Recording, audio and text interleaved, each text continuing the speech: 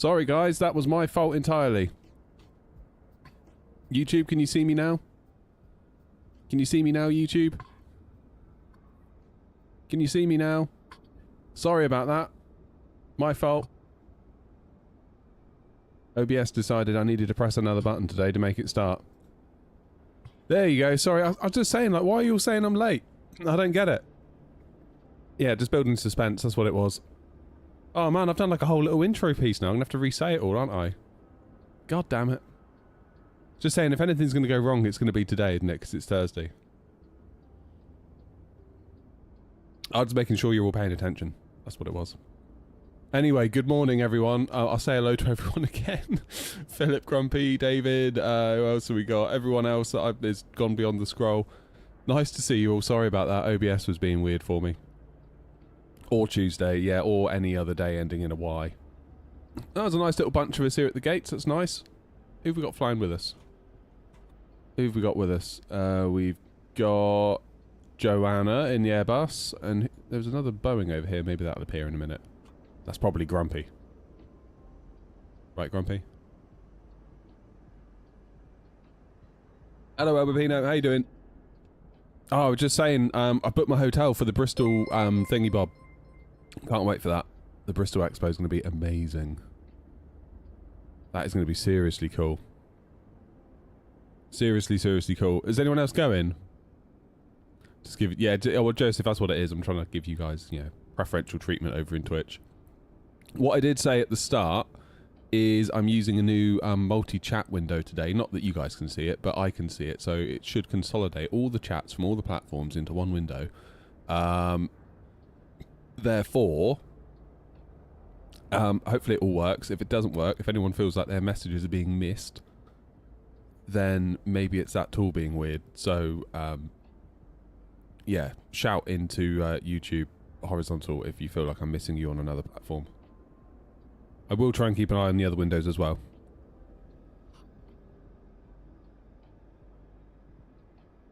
Yeah, Ross, Bristol's going to be great. It's going to be so cool. I'm so glad it's happening. It feels like we've needed a UK Expo for ages, because like, obviously we've got the American one this weekend, FS Expo, there's FS Weekend, but both of them cost quite a lot, don't they, to go to? Which is most of the reason why I don't go. There's also work and family commitments as well that kind of make it difficult for me to just disappear to America for several days. It's not just obviously the dates of the event, is it? It's like going to America, you've got 2 transatlantic flights, you've got jet lag, you've got everything else, you've got the cost of, like, for me, getting myself probably to Heathrow or something. It's not cheap, it's not easy, whereas whipping over to Bristol, that's much more doable. Much more doable. So yeah, really, really, really looking forward to that. And it's Aerospace Bristol, which I've just been to, like a month or 2 ago, not even that. Went into the Concorde hangar, which I believe is where the event is going to be. It's going to be so cool. Absolutely brilliant. Right, I need to carry on doing some work, don't I? Keep working. Let's load that flight plan in. Departure should be about 10 o'clock.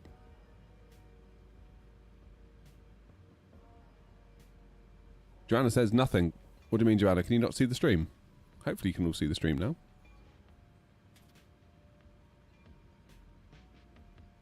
Hopefully you can.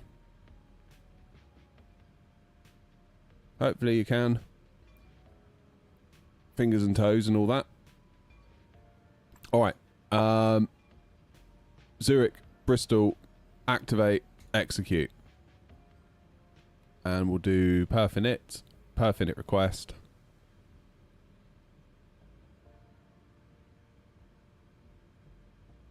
Morning, I should say. Oh, okay, fine. So you can see the stream. That's the main thing. You had me worried there. Blimey. I'm on perf init request. Did you even do your thing? There we go. Load. Execute. Beautiful. You booked the hotel even though you've not got permission from the wife yet. Oh, my word. Oh, my word. Westfly, how you doing?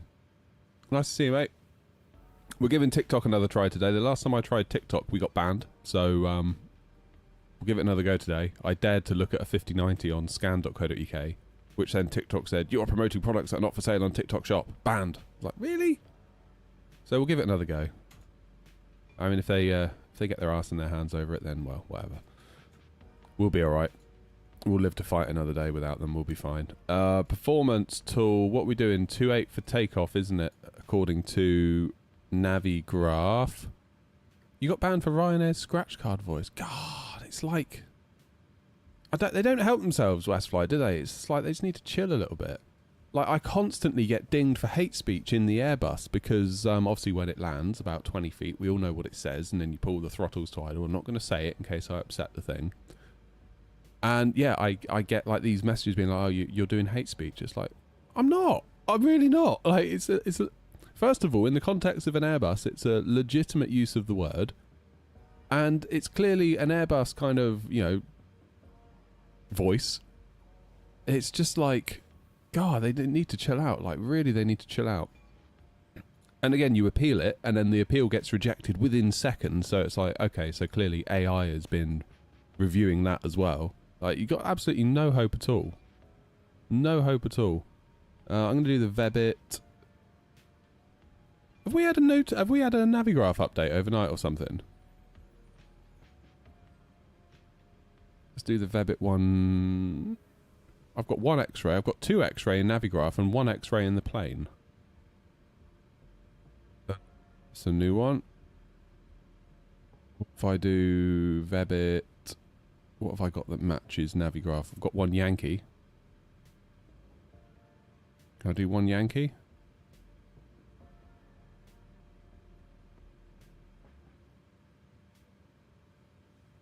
Yeah, we'll do one Yankee. It's weird. Okay.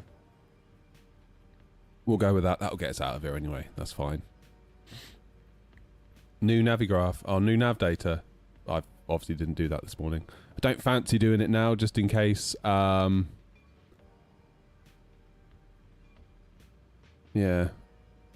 Just in case we upset the plane, or I don't want to WASM. I want everything to go smoothly today. We're doing ICTAM 1 Bravo into Bristol. I'll put in BRI 1, but honestly, if there's no ATC, or even if there is ATC, they'll probably vector us. Plan is probably to vector ourselves into 27 because we're coming from the east, so we can just literally scoot down, intercept, and go from there. Good, that's fine. We can do our N1 limits now. We're going to do runway 28. Import all of that stuff from the aircraft. Import the weather. QNH is 1024. How you liking the Boeing this morning, Grumpy? You liking it? I thought you probably were. Where'd you fly this morning, Grumpy? You say you were flying early.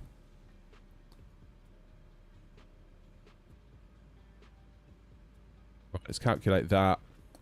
Flaps 5 for takeoff. TO1 D-ratey thingy. Select temp 41. Do our takeoff data. It's going to be flaps 5, isn't it? Yeah, it normally is for the 7.3. Flaps 5. 143 V1. 144 rotate. 148 V2. That all matches what we've got on the EFB. Sometimes it's out by like a knot or two. I've always wondered why. I think it's something to... I don't know. Someone explained it to me once, but now I've completely forgotten it. But never mind. Bergen to Eddie. Oh, nice. Nice little flight, that, isn't it? Bergen to Eddie.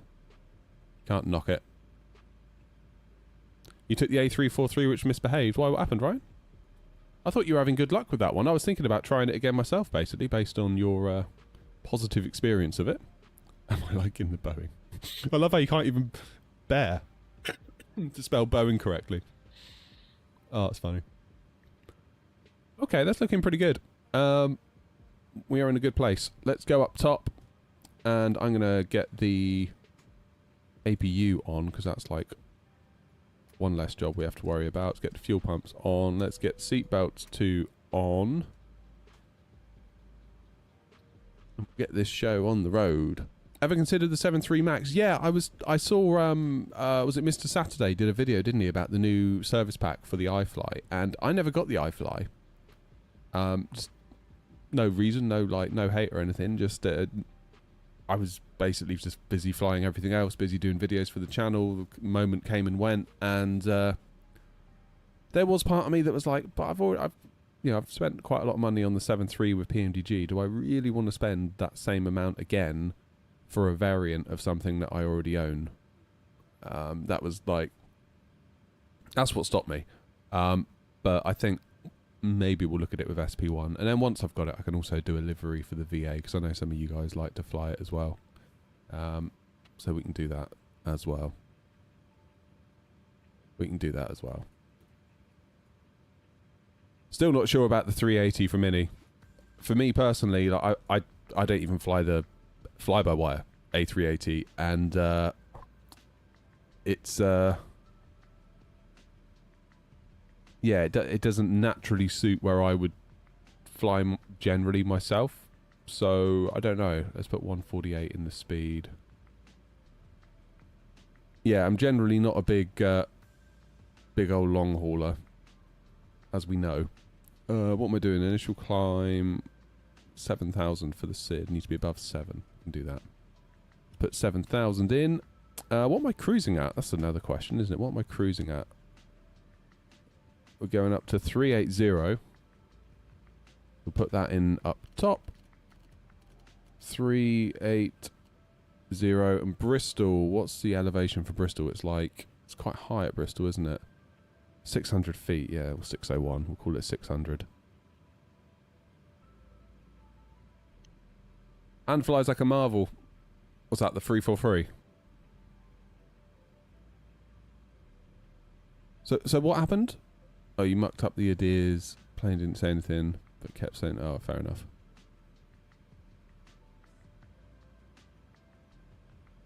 Yeah, 7.5. I'm excited for the 7.5. Looking forward to that a lot. Looking forward to that a lot. Trin, cheers for following on Twitch.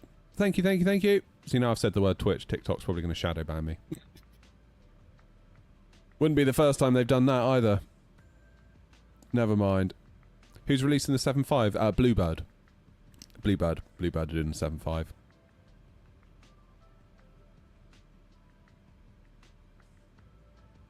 Yeah, that's good. I mean, that's been in the making for a long time, isn't it? A long time. So I really hope it works for them. I really do. I really do. Right, let's do a bit more work. Yaw dampener. Do hydraulics and do window heats, and I believe you do probe heat once the engines are started.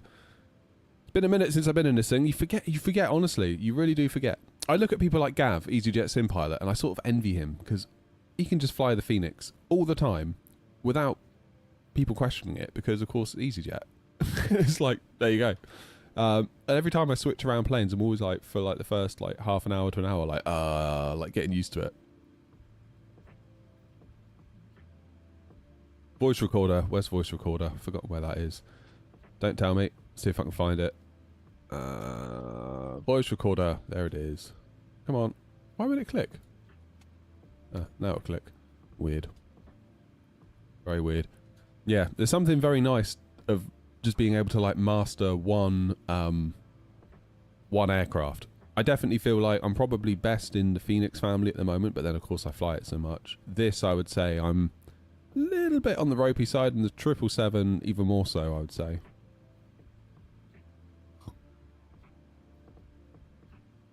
It definitely takes a minute, doesn't it?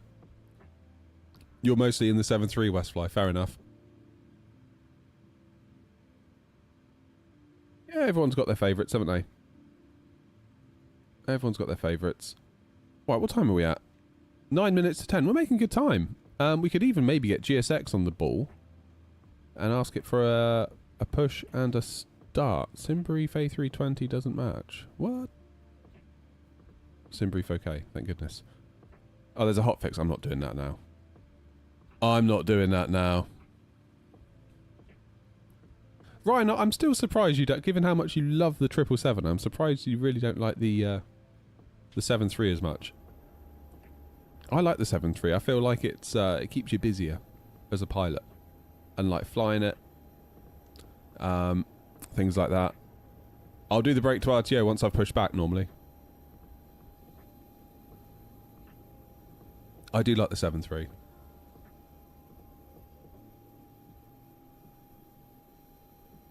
Imagine us IRL pilots only fly the same type of plane sometimes for decades. Yeah, but isn't that nice? Isn't that nice?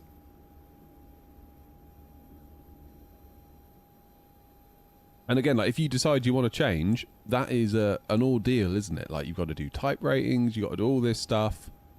You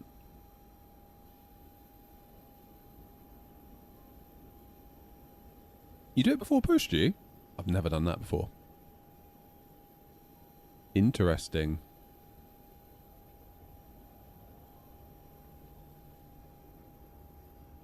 Yeah. I normally do auto throttles off on the 7.3. And I was talking to a 7.3 pilot on here once, and basically I kind of said, well, why do you turn it off on a 7.3 but you leave it on for more or less every other aircraft? And he was saying that because the 7.3 isn't fly-by-wire, the auto throttle system isn't as accurate. It isn't as doesn't have that fidelity because, of course, the plane doesn't have all that data flowing through it in the same way that, say, an Airbus does because of all of its fly-by-wire systems.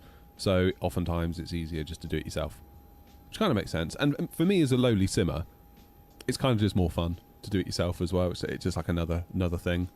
So it's all good fun. I like it a lot. It's a good plane. And obviously PMDG have just done a cracking job. They've done a cracking job. I know they took a lot of flack, didn't they, when it came out for 24? And I think that was mostly just... I think that's just a marketing problem. Just a marketing problem, really. Had they said from the outgo, like, yep, it's coming out for 24, but we're going to be doing a load more work on it, and it's going to take loads of dev hours, so we're probably going to need to charge you $30.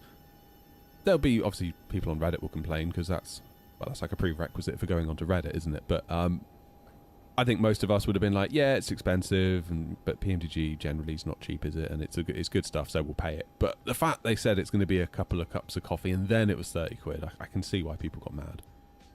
But it just felt so avoidable, you know?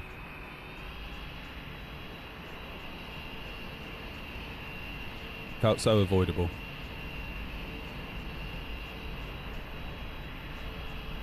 Any real world experience? No, goodness no. No. I'm just an idiot in a garden shed with a YouTube channel, so take that for what it's worth. Right. Ooh. Chase plane catching up there. Let me tune to 122 decimal 8.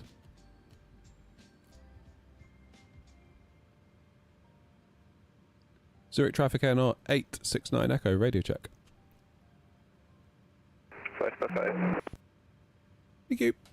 Would I consider it like a PPL? I think the cost would be prohibitive. So my father-in-law had a PPL, and he had like a timeshare, like a syndicate thing in a Cessna 1... I think it was a 152. And he told me what it cost to do it, and it was like, this was years and years ago. I think he said it was about 8,000, and that must have been like 20 plus years ago. I'm led to believe now it's an awful lot more. And yeah, 15k now for a PPL, Scotty. That sounds about right. But he said it's not just that. He goes, once you get it, you need to keep up your hours. Therefore, you need to be flying the plane. Therefore, every single hour that you fly is obviously another cost. And he was like, it was just getting far too much. And then they had to have all their radios redone at like £8,000 for the 8.33 kilohertz update. And he goes, it kind of just became this whole thing. And so in the end, funny story, the plane actually crashed. Everyone was fine. One of the people in their syndicate flew it down to Bournemouth to have these new radios fitted, and then they sent another guy down on the train to pick it up to then fly it back to base, and on the way back, binned it. Which, so lucky that they got out of it. So lucky. But obviously the plane was a write-off. And then it's kind of like, well, what do we do? Do we start again? Do we get another plane? Obviously insurance payout, all that sort of stuff.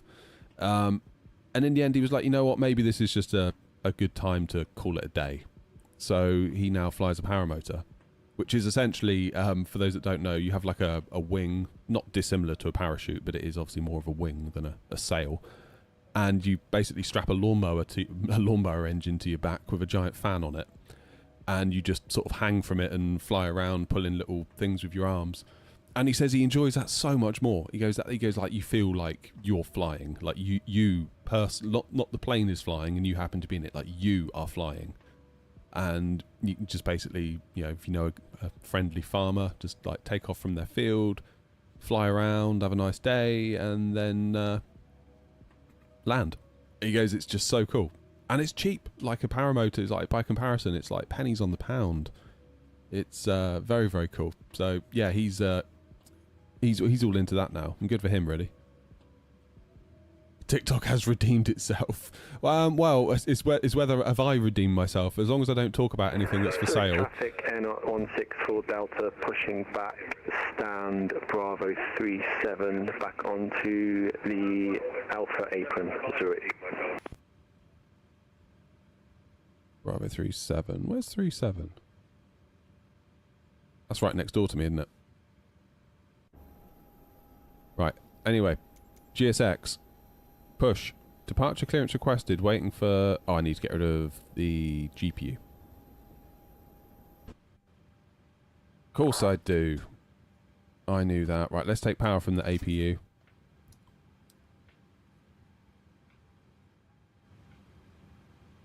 Yeah, I mean, I went up with him when he had the Cessna. He sort of took me out on a little experience flight, and it was great fun. It was great fun. But I didn't come away from it being like, oh, I've got to do that. I get more of a buzz being a passenger on a A320. Which is a weird thing to say. When you say it out loud, it does sound a bit weird. But, yeah, there's something about the jets that really sort of call to me for some reason. Is my parking brake on? Yes. It is. Munin, thank you for the raid. Nice to see you. Hopefully my spad.next profile for my wind control throttles works well today. It's been alright the last time I've been doing it. So we've got ground power, we can release that, and we can remove the chocks.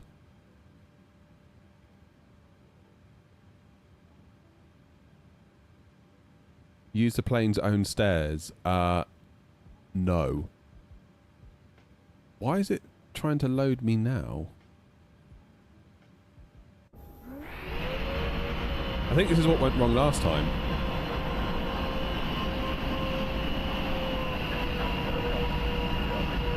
Let's go, Billy. It's a bit loud, isn't it? My word. Yeah, it's not just the license, it's not just the plane, it's the continued cost, isn't it? I mean, you've got to really, really want it. Really want it.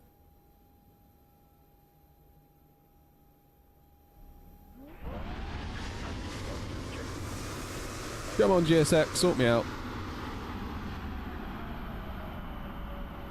Be a dear and sort me out.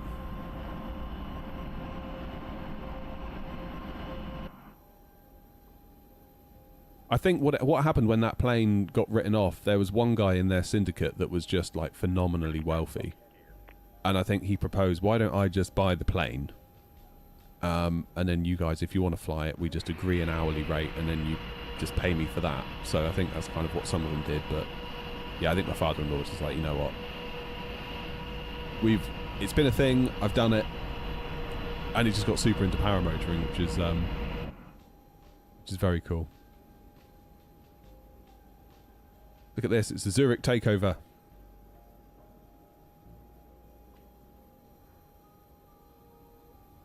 Hey, there we go, look. So presumably Bravo 37 is... Oh, hello. Is somebody being GSX'd already? Someone's being GSX'd already, clearly. We have to wait and see what happens here. Westfly, did I see you in the Discord for the Bristol Expo? It's going to be so cool. I can't wait for that. I booked my hotel last night. I'm staying in the Travelodge over the road, only to then find out that loads of people are staying at something called like the Village. It's alright. Travelodge. Team Travelodge. Oh, hello. Watch the paintwork on that Boeing. I've just paid for it to be repainted.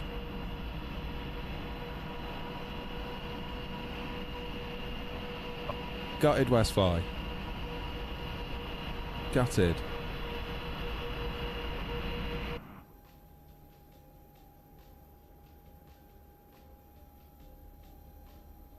You booked the Travelodge too? Yeah, that's the way, Toby. That's the way. Proper hotel. Oh, man. Honestly, Travelodges have gotten way better. I used to work away a lot, like for weeks at a time. and I would usually stay in a Premier Inn. This was like back in 2007, and yeah, the Premier Inns, we used to love Premier Inns because we'd work all over the country. You didn't really know where your next job was going to be, but if you went to a Premier Inn, that was like one thing that you knew would be consistent. Just every Premier Inn you'd go to, the rooms were the same, everything was the same. You know, like it's even like the layout of the room, the colours, the mattresses that they used, the pillows that they used, everything was the same. And there was one instance where we had to, I think the Premier Inn, there was something on like locally, so the Premier Inn was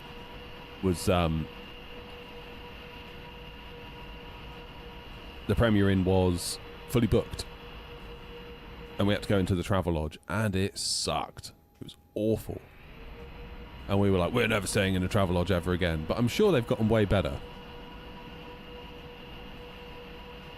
Everything's Premier except the price. That was it. Yeah, I remember back in those days, it was like Lenny Henry was like their brand ambassador or whatever, and like you'd walk into a Premier Inn room, there'd be like a little cardboard, basically an advert on the desk.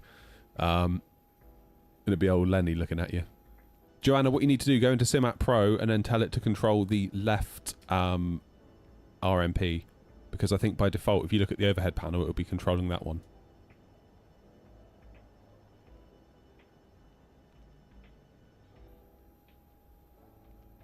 Look at the overhead and start using your RMP, and I bet you'll be, that one in the overhead that's built in will look like it's working fine. On the taxi already, or GSX'd again? Right, I'll wait for that one to get taxied out of the way, then I'll think about a push. Yeah, we like Premier Inns.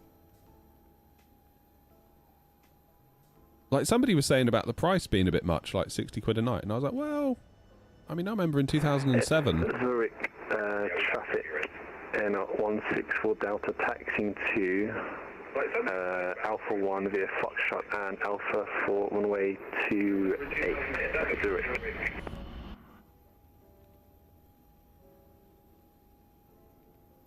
Yeah, somebody was saying that, oh, yeah, £60 a night was quite a lot. And I remember thinking, well, blimey, back in 2007, I was staying in Southend in a Premier Inn.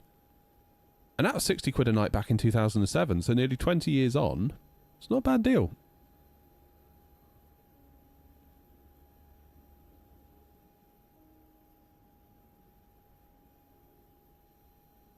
They do them often, do you know? What do you mean, Westfly?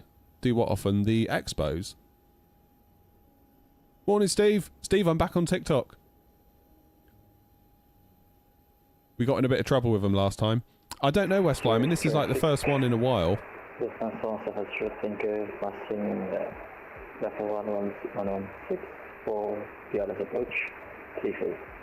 I got in trouble, Steve, last time.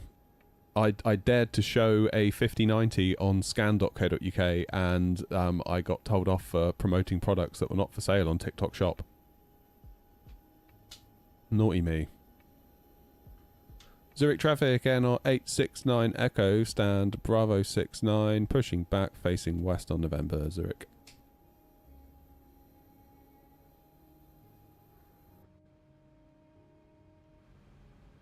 So we'll give it another go, Steve. We'll give it another go. If it doesn't work, it doesn't work. It'd be a shame, but... nose right, tail left. Release parking brakes, please. Commencing push. All engines cleared. Start at sail. Steve, you going to the expo in Bristol? Right, engine 1. Into ground. What we're doing? APU bleed. That's off, that's off, that's off. Do believe we're alright. Yeah, we got some N2.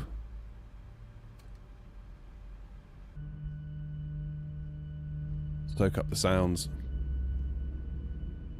Yeah, first UK one. Well, in a while at least. I booked the hotel last night. Team Travelodge. I'm just saying about that.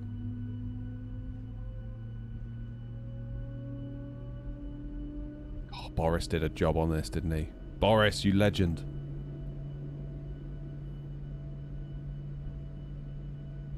Start the flight. It's on the... Is it the 10th of October, Westfly? Westfly said about the date a minute ago. Right, we started New Sky. Please set Ooh, parking brake. wing flex. Unlocking gear. Go flaps 5.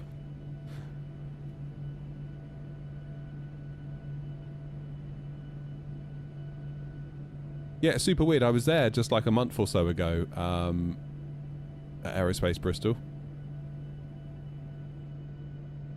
I remember thinking in the Concorde thing, like, this would be really cool for like an event space. And then lo and behold, Boris did the sounds for the Max. So do you get those by default, or do you have to pay for that? Like in the same way you have to pay for PMDG? Engine 2 into ground. Keep an eye on that N2. Tow truck disconnected. I don't know, Joanna. I mean, Removed. it's weird, isn't it? Left is clear. I don't think it's the first officer side. I think it's the one in the overhead.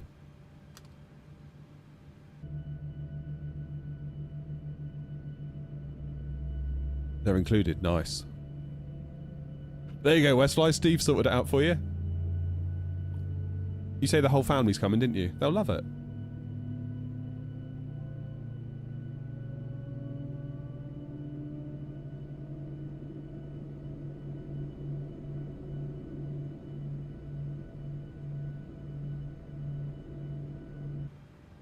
Right, that, I believe, is 2 good engine starts, which means we can take power from the engines. And we can do APU bleed off, isolation valve auto, packs to auto, APU off, probe heats on. Am I missing anything? Because it's been a minute. Taxi light, obviously. Anti-collision light, I didn't start that. That's going to be a ding from New Sky. You get so used to doing it with the Phoenix, don't you? Just beacon on, then GSX just comes to life. That's what it is. Good morning, Clark. And Jim's in as well. Everyone's here today. All the best people are here.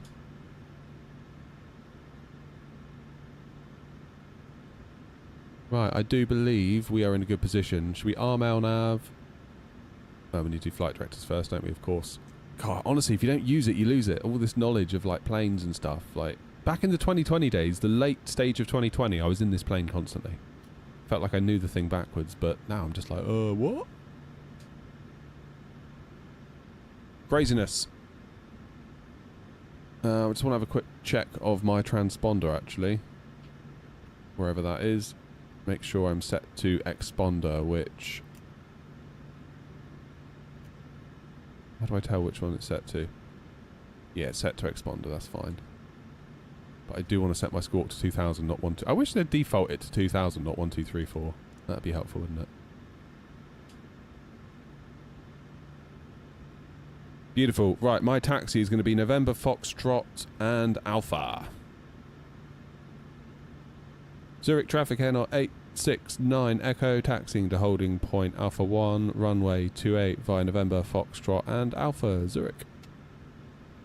Zurich traffic, air 23 Alpha, stand Bravo 33, pushing back facing west into November, Zurich traffic. Oh, I've got to get myself some locking casters. Why am I holding the side stick? I need to hold the yoke. Oh, it's nice, isn't it? Listen to that.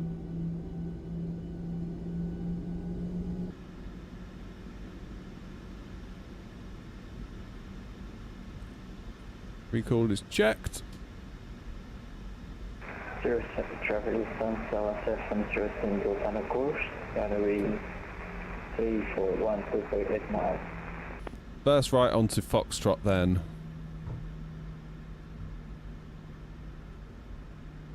What happened to the last stream? Oh, last stream was a nightmare. Absolute mare of a stream. So we were roughly at about this point. I don't think I'd even called for taxi. I was about to. Then I heard like a boop, and it was OBS being like, you've been disconnected. And then I could see a red light on my networking gear in the shed, and I was like, oh no. And my internet just went.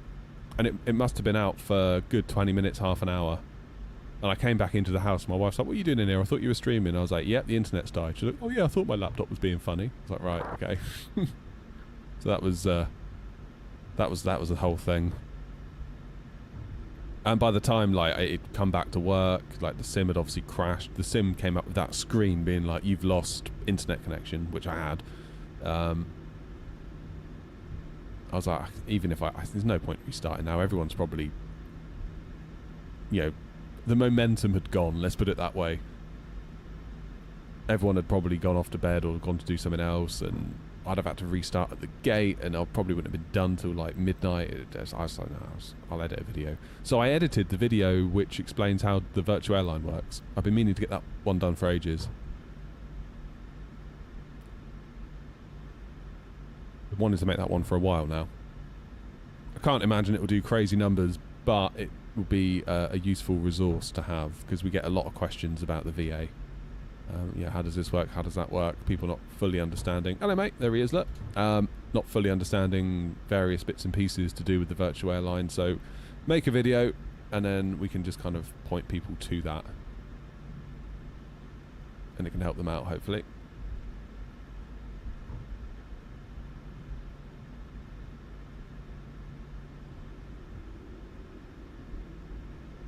I feel like my volume's really low today. It's better. Oh, I know why that is, actually.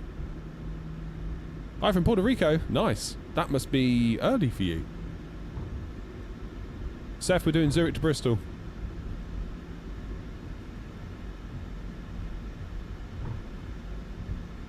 Oh, sorry, Nova.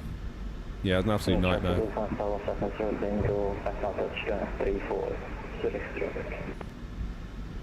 My ISP's been a bit dodgy of late. Alpha, taxiing to runway 28 for Alpha 1 via November. I think what it is there's a lot of infrastructure being built out at the moment around me. Because one of these, I think they call them altnets. Basically one of these companies that comes in, they get planning permission from the local authority, and then they essentially dig up all the roads to run fibre to all the houses from the green cabinets on the side of the street. So you've got fibre that go to the cabinets on the, you know, that are just on the on pavements and whatever. But for us, it was always the bit that went from those cabinets to the houses was copper. So this company came in, dug up all the roads, put fibres to everyone's driveway, and then if you buy it, they'll do the last little bit across your driveway or whatever to your house. And it's been great. Like all of a sudden we could get like gigabit connections, which for us was a big deal because we live in the back end of nowhere. So even the idea of getting that level of speed, considering where we are, was like, damn, this is good. Speaking to the sales rep, I don't think they were overly... 164 Delta entering runway 28 Zurich. Yeah, I don't think they were completely in love with how many people were signing up. Apparently they would knock on doors and a lot of people would be like, well, quite happy with what we got.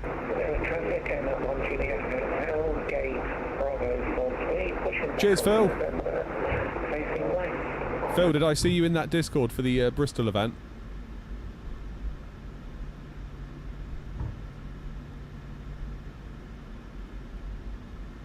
Go.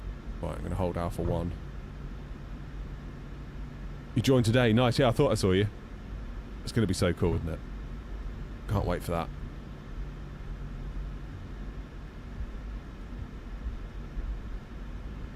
Can't wait.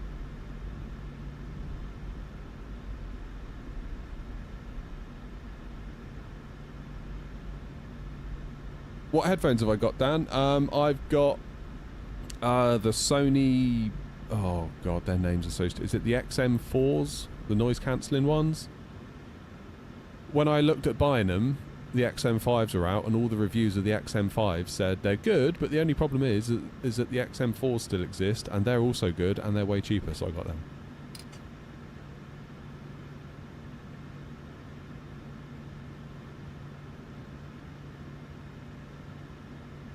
Yeah, I've got a lot of fans going on in here, so if I don't have the noise cancelling, I struggle to hear. To X-ray departure, Zurich.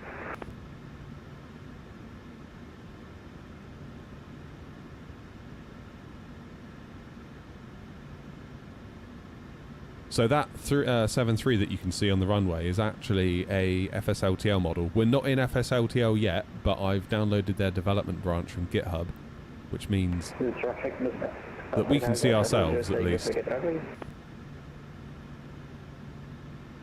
Right, is there anyone else coming on to 2.8? There shouldn't be, but you never know.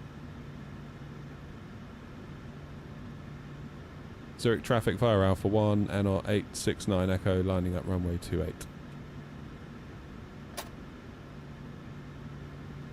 Okay, lights, strobes, engines into continuous. Put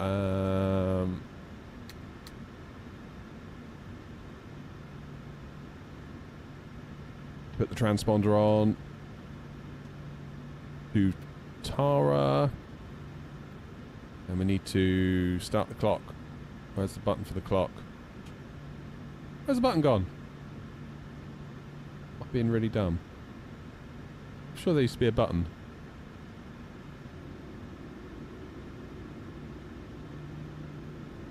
I'm sure there was like a circular button somewhere.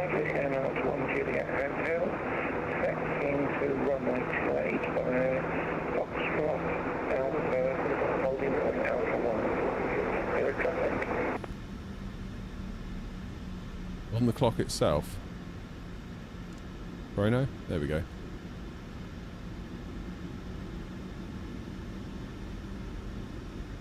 sure there was like a big round, like, metal looking button.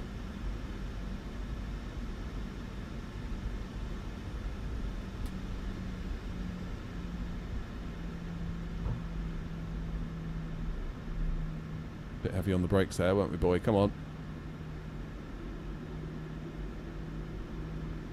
Verbit indeed, Seth, yeah.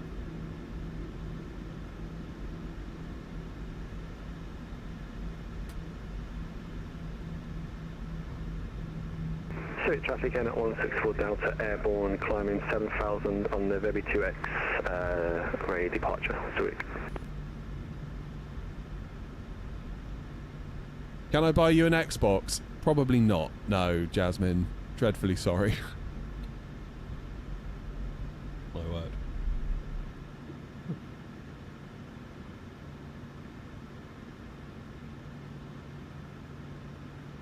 Anybody want me to buy me an Xbox? Depends on the airframe. Yeah, I'm sure that on another 7.3 it does that.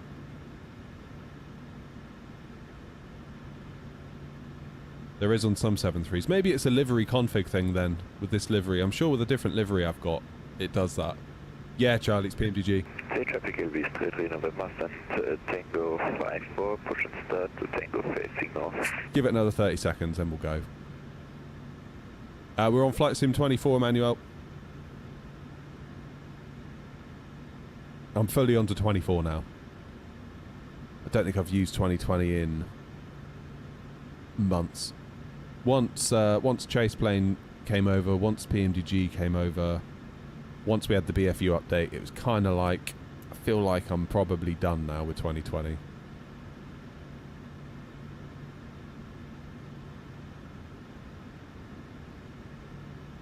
Zurich traffic out 869 Echo, taking off runway 28, Verbit 1 Yankee, Zurich.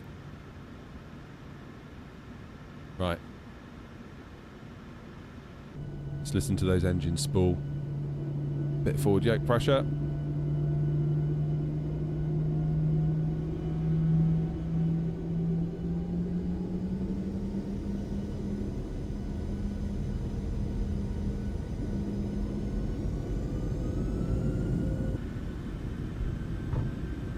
Auto throttle disarmed. There we go, that's better. Maybe I didn't arm it in the first place. 80 knots coming up. 80 knots. Release that yoke pressure.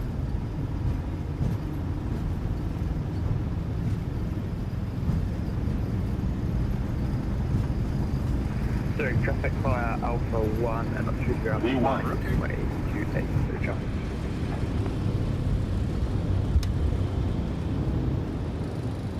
Positive rate. You're up.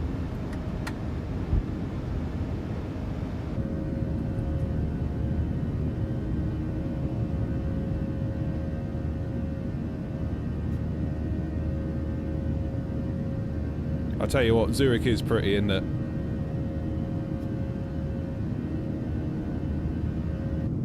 mean, look at that. Flipping heck. Gorgeous. Tails, cheers for the super chat, man. Really appreciate you.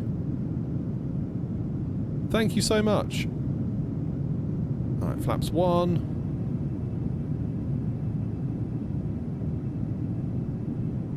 Dip that nose and start the turn.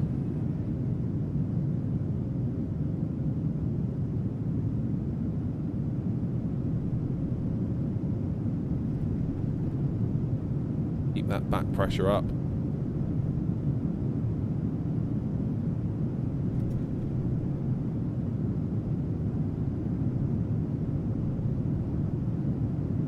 Tell you what, she definitely feels different to hand fly, having not flown her in a while. Been in that Phoenix too much.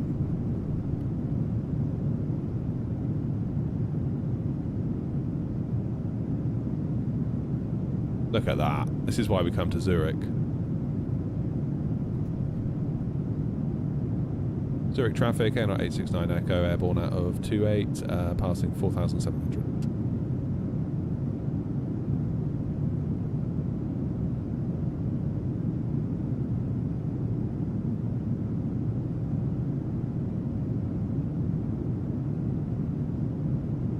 We are in business.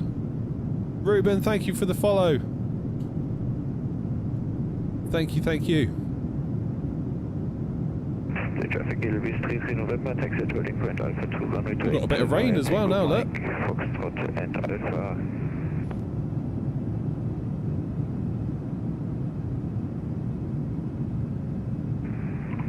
Yeah, we're looking damn good. You have now runway 28, very 1 Yankee departure, Zurich. Right, we need a little bit of trim up. I'm fighting it.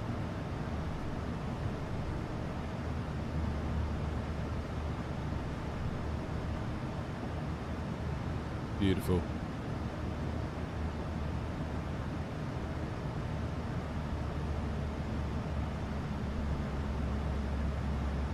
Zurich traffic, ANR 869 Echo, climbing now flight level 380, Zurich, final call.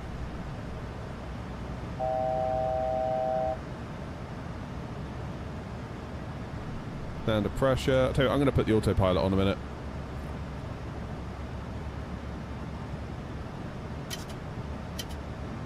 Where's my VNAV gone? Get yourself back on track, you Wally.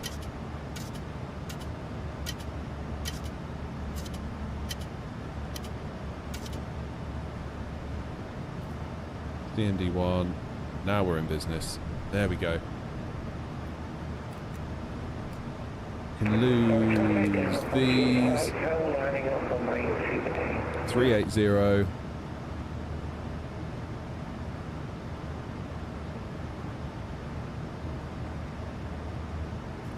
Altitude intervene. Let's go. 737-800 Newham.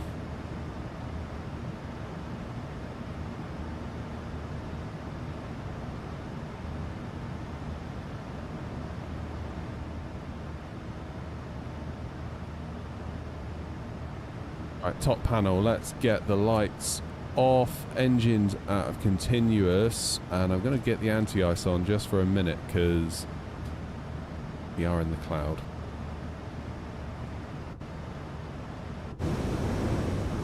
So much so that we can't even see the plane. Look at that. Am I keen on the Vector 787? Yeah, I am actually. I am.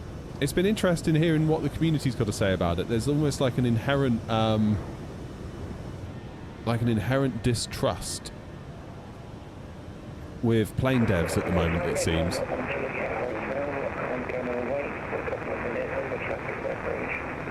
You're going, yeah, we've got loads of room around us. Basically got most of Switzerland to ourselves. What are you at? Flight level 150.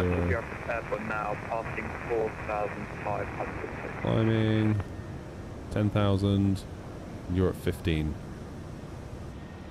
We'll keep an eye on Julian here. Let's put some numbers between us.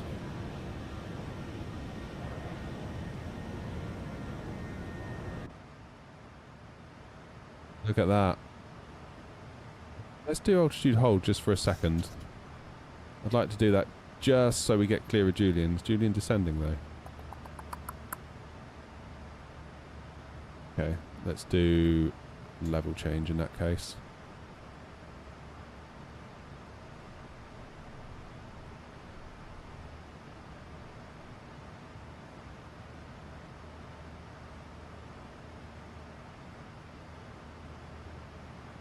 Yeah, I think we're going to be fine. Julian should be whizzing past us. Still going to go for that alt hold, I think. Don't want to cause an issue here. It's only 13 miles between us.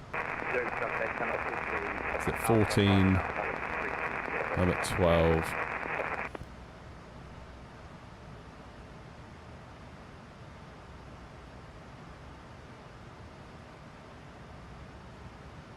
That should be alright. Can we see him?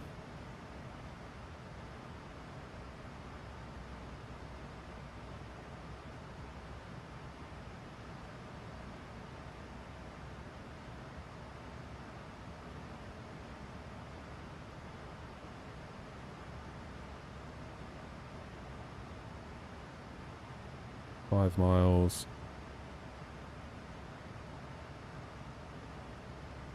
This could be close, actually. Traffic.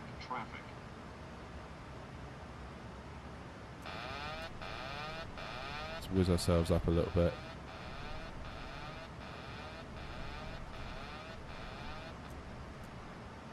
Okay.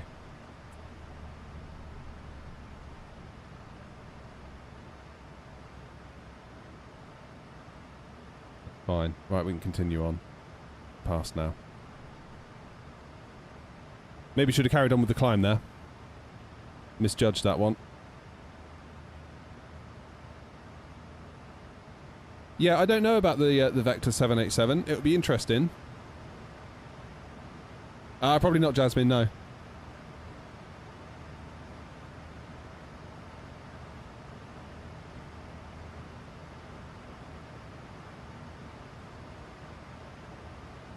No, not really my thing. The multi-jetway sounds cool though, doesn't it? Right, let's get ourselves back on autopilot as well. Yeah, the multi-jetway thing will be good. Obviously, you've got the A380 coming, haven't we, that will... that'll be interesting. Mateus, how you doing? Interesting weather indeed. Yeah, we've got the anti-ice on. It's beautiful here, though, isn't it?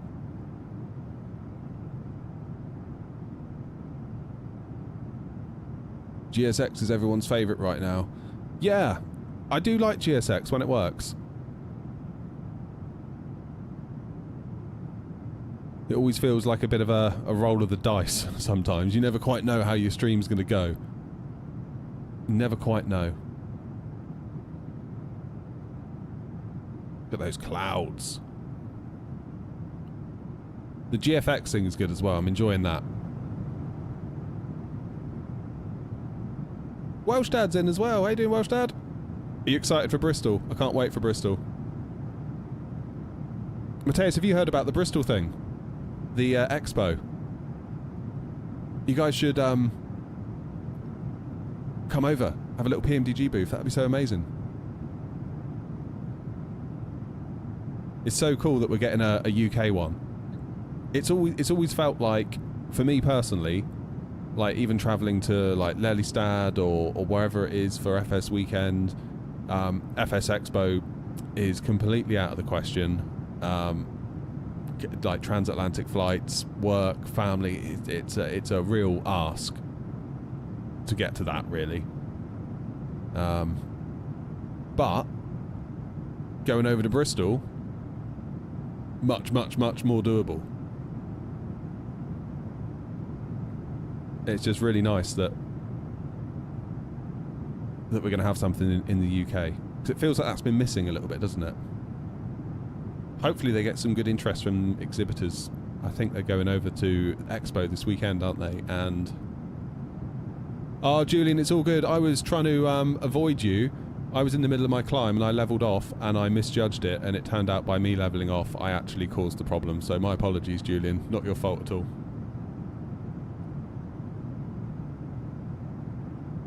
I probably should have continued my climb, but I panicked and I levelled off, and in fact that was the very thing that caused the problem.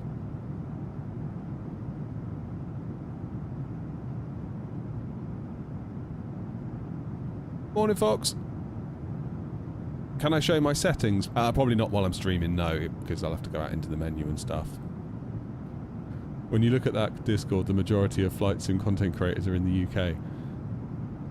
Yeah, I suppose, I don't know, I've never really thought of it like that. But there's a lot of people there, aren't there? Aren't there? It'll be a good vibe. It'll be really nice to meet everyone as well, because you can sort of feel all on your own doing this. It's weird, like, I'm kind of weighing up whether I attempt to go maybe full-time at it. Well, temporarily full-time. See it, like, on a trial basis. But,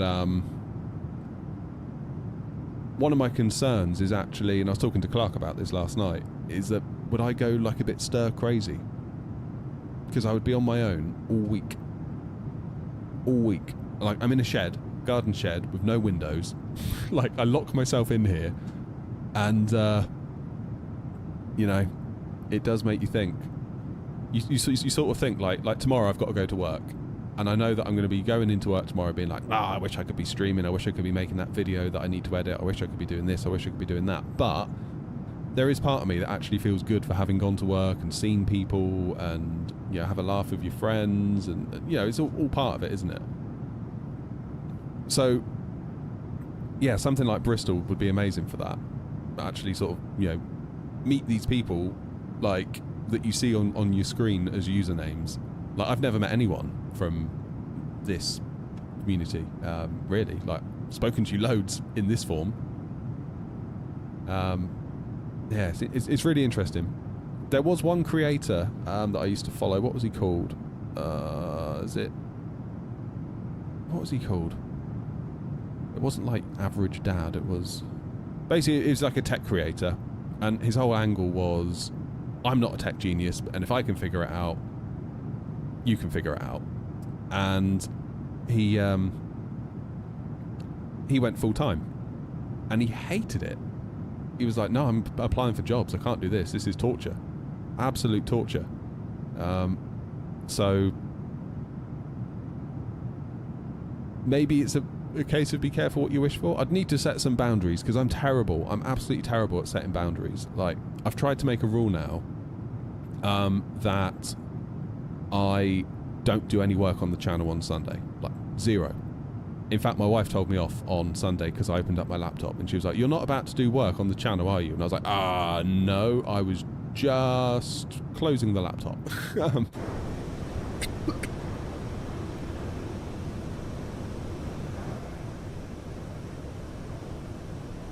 So we're trying to put some boundary, because otherwise I'm worried that I'll burn out on it. And I don't want something that I love to turn into something that I burn out on. Cheers, Westfly. Nice talking to you, mate. Jasmine, I'm unwilling to do that. There is absolutely no upside to me telling you what I do for work. My employer probably won't like it. There's no benefit to me sharing that information at all. There's only downside. Complete and utter downside. Have we got any ATC on the way?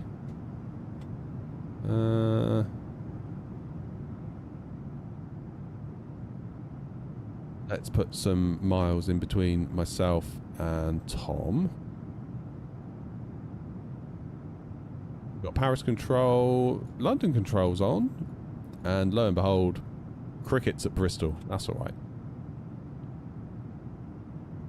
Someone said I must be a spy, and I said I wasn't a spy, and then they said, well, that's something that a spy would say, which I thought was quite funny.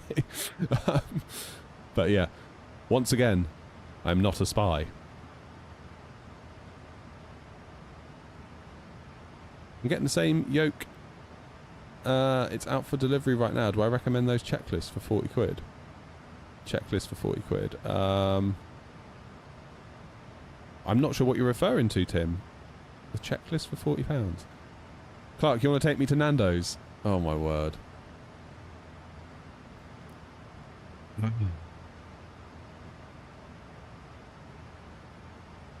Oh, the clippable checklists. I didn't know that was a thing. What, for the Thrustmaster yoke? Did an install at one of the houses near GCHQ. They told me he was a plumber. Yeah. Yeah, that's it, guys. I'm a plumber. No, I can't imagine that work would be particularly pleased if I revealed that I work for them or talk about them in any capacity. So just, I don't talk about it. It's not interesting. Like, if I told you, you'd be like, oh, that's incredibly normal. Like, it would, you know.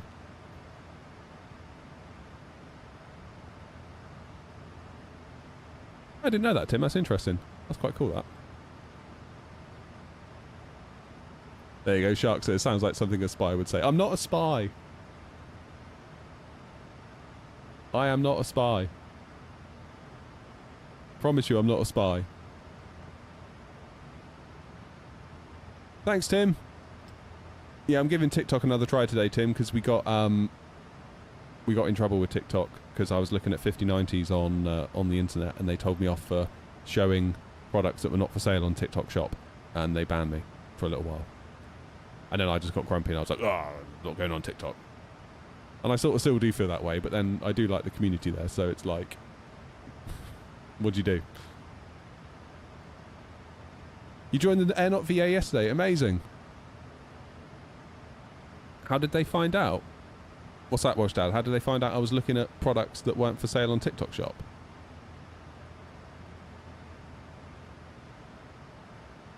I think it was all AI. All AI. I think they've got a very, very aggressive AI algorithm.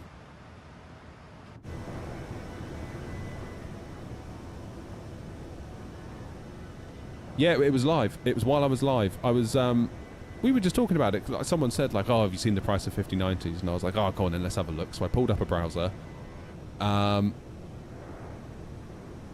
And yeah, we just started looking and we were just sat here being like, oh my goodness, look at the prices of them, blah, blah, blah, blah, blah. And then I got this little pop-up saying you're showing stuff that isn't for sale on TikTok Shop, or you're promoting things that aren't for sale on TikTok Shop. Wallop. And that was that. Very, very aggressive. You've been warned about the Airbus call out. Yeah, I get that all the time, especially if I upload a little video as well, like live or on video. Yeah, they start saying that you're doing hate speech, and it's like, I'm not doing hate speech, but then you appeal it, and then you get a response back within seconds being like, appeal denied. So it's like, well, clearly no humans looked at that in that time. So I don't know. It just feels really overbearing to me, like really overbearing. Amit, thank you for following on Twitch. I better not say that either. If you say the word Twitch, apparently that will shadow ban you. They're very, very controlling. I sort of don't like it, to the point where I'm almost like, should I just refuse to be part of it? But then, like I said, I like talking to you guys. You guys are there. You're the draw. I guess I'll just have to put up with it. If you're streaming on there, check out Aviodeck. What's Aviodeck? What I'd really like is a stream key, because then I can just plug it into OBS and then just another stream gets sent to TikTok. But they insist that I run their ridiculous TikTok Studio app alongside OBS. So I've got two apps, and I've got another encode session going on purely for the TikTok app, which puts more load on my encoders. And it's just like, oh man, like, why are you being so difficult to stream to? Just, yeah. Overlay but interacting features for Twitch. Okay, cool. I will look into that, because I heard rumours that what are they called, stream elements, maybe not here for the long haul. I don't know. Could all just be rumour and bluster on Reddit. Imagine that nonsense being spoken on Reddit. Yeah, I'm hoping that where there's smoke there isn't fire with that one. right now I'm using Caster Labs, so I've got all of the... Have fun, Tim. Enjoy it. Yeah, I've got all of my chats from like Twitch, TikTok, YouTube Vertical into one little window so I can just see it all. So hopefully that works and I'm not missing out on loads of messages from people that are messaging and it's not getting chucked into the app. But, do you reckon we're going to get any news about the wind control Boeing yoke at Expo? Because I really think that yoke is going to bring the PMDGs to life. I really do. Like, that's... Well, there you go. Grumpy saying, what goodies will wind control reveal? It's... Yeah. It's going to be good.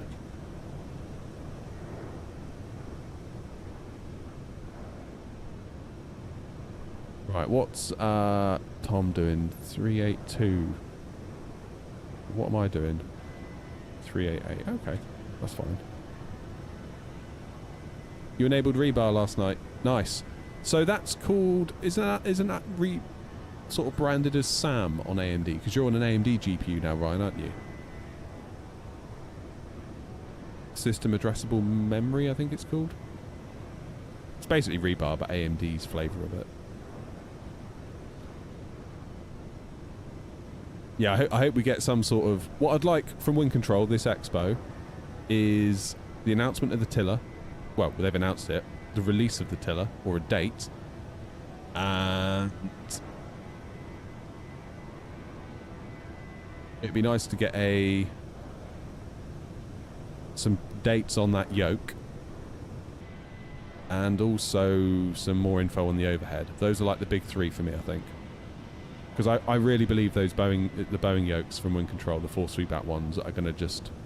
They're going to do for the PMDGs what the Moser AB9 did for the Phoenix. Like, I can't tell you how much better the Phoenix is to fly with that force feedback stick. And I was like really... I wouldn't say I resisted it, but I was like, what? I was confused initially. I was like, what's the point? Because the actual Airbus doesn't have force feedback. It's just springs, it's just dampers in the real thing. So why would we then go and buy a force feedback stick if we're Airbus flyers? But what I hadn't accounted for was just how amazingly well the force feedback motors can replicate the resistance of the springs in the real thing. Far more accurately than a stick with springs can, ironically. So I feel like I'm only using like 10% of this stick's ability, because all it's doing is just adding a little bit of variable resistance based on like the resistance curve and whatever.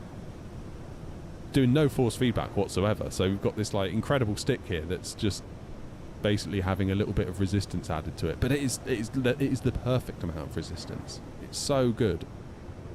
Particularly if you get the profiles that you can install for it from V1 simulations. Like, it is just remarkable. I'm just so glad I got to go and try Hanny's at Gatwick before it arrived. Like, the week before it arrived, the AB9, I was up at Gatwick in their sim. And it was just like, I spent the whole time using that stick trying to memorise how it felt. And then literally Moser were like, can we send you an AB9 for review? And I was like, yeah, that would be really interesting actually. So yeah, it turned up their default out of the box Airbus profile that Moser provide. I was a bit like, oh, I'm not sure about this. This doesn't feel quite like what I remembered at Gatwick. Like, it feels like something. It feels force feedbacky and it feels alive, but it didn't feel the same. And then I put on V1's profile and I was like, oh my goodness, I'm back at Gatwick. Like, incredible, absolutely incredible. Have I tried the updated ATR? No, I haven't. It's not a plane I'm very familiar with. Not a plane I would fly a ton personally. My plan is to do an updated livery for it, because my understanding is that the new version has broken the old liveries, because we were getting by on the 2020 liveries, but now I believe that's out the window. We got lucky with this PMDG actually, because when PMDG did their what was it called, the high detail update, the HDU I think they called it, my fear was that my livery would break, and somehow it didn't. So I'm like, I remember thinking like when they released that, I'm like, oh, here we go. I'm gonna have to redo all the liveries, but this is the original 24 livery that I did back when it came out in 24. When was it? December. It's a big upgrade, is it? Nice. Well, for those that enjoy the plane, that's amazing. I will say that for our virtual airline, we have leased a couple, a 42 and a 72, and they never ever get flown. Which is, yeah, telling, I suppose. It's all PMDG Phoenix stuff that gets flown mostly for the VA.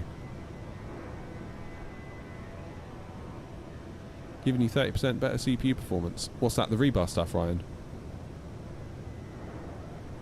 Ah, Shark, you make a good point. So Shark says, do you think the AB6 is good enough to do the same as what we were just talking about with the AB9? So I did a review of the AB6 on the channel. It's a fine stick, alright? There's nothing wrong with it, except of the way the force feedback system works. So the AB9 is belt driven. Now anyone that's ever done any like sim racing will know the difference between a belt driven force feedback system, a gear driven force feedback system, and a direct drive system. So basically at the bottom of the pile you've got gear driven force feedback, then you move up to belt driven, which is smoother, more powerful, and then you've got direct drive, which is like the top of the shop. So I've got one of those Logitech G923 steering wheels, and that we use for like playing Gran Turismo with the kids and stuff. That is a gear-driven force feedback system. So as you turn the wheel, if you do it very, very slowly, you can almost feel like the teeth of the gears. So you've got obviously one gear head that comes off of the force feedback motor and another gear that interacts with the wheel. And you can almost feel the teeth of those gears moving. And if you very, very slowly turn the wheel, you can almost feel like tiny little notches of movement. And it was the same thing with the AB6, because that uses gear-based force feedback. So particularly on short final on the Airbus, you can sort of feel little notches of movement. It's not terrible, like it's usable, don't get me wrong, it's not like a deal breaker, but if you're pursuing the most realistic Airbus side stick experience possible, the AB6 probably isn't going to be the one for you. I feel like if you're flying military with it, like if you're dogfighting, you're going to be moving the stick so much and so aggressively. And if you've got a plane that gives you force feedbacks as well, I think you're going to notice it way less. But I feel like if you're wanting an Airbus side stick, it's weird, isn't it? Because I went into the review thinking, oh, actually, this could be the perfect stick, because we just said I'm probably using like 10% of the AB9 in terms of its force feedback capability, and therefore would an AB6, even though it's half the strength of the AB9, could be more than enough for Airbus simmers. And it is more than enough in terms of its strength. It's just the nature of the gear-driven force feedback system. It inherently makes it feel different. It's almost like the second hand of a clock ticking as you move the stick very, very slowly. You can sort of feel like tick, tick, tick, tick, tick, tick. So yeah, if you can afford it or save up for it, I would say AB9 is going to give you the best experience for Airbus flying, bar none. Like, it feels like this Thrustmaster yoke is lovely. It is lovely, but after flying with the AB9, it definitely feels like a step down. You can sort of feel the springiness. Almost like sometimes you need to be careful you don't pull back too much, because the springs will just go whoop, and then you've like overflared or whatever. Whereas with the AB9, you can sort of feel those springs, or the simulation of those springs really working against you. Which is why I'm saying, like, that wind control yoke, the force feedback one, I feel like that is going to do for these PMDGs what the AB9 did for the Airbus. If we, providing they, obviously the profiles, the software profiles are set up right. Hopefully, now that V1 simulations in real life has transitioned to the 737, he can make us profiles for that too. Yay! Thanks, V1. That'll do the trick nicely, I think. Look at those contrails. Shaken, not stirred, David. Oh, damn it. Cat's out the bag now. Right, we are very, very, very, very nearly, aren't we? Very, very nearly at top of climb. Can't be far now. What am I doing?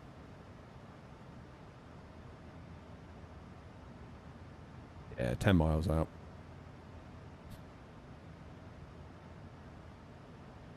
We're all good. When does that expo kick off? Is it Friday? You're going back to Lisbon, Julian. Fair enough. Fair play. That's a long old flight, that, isn't it, down to Lisbon? What's that going to be? It's got to be 2 hours down to there, right? Yeah, I really should have just kept my nerve and continued the climb there, Julian, when I saw you. I do apologise if I caused you any problems. I thought by remaining level I would miss you, but it actually ended up causing what I was trying to avoid. That was annoying.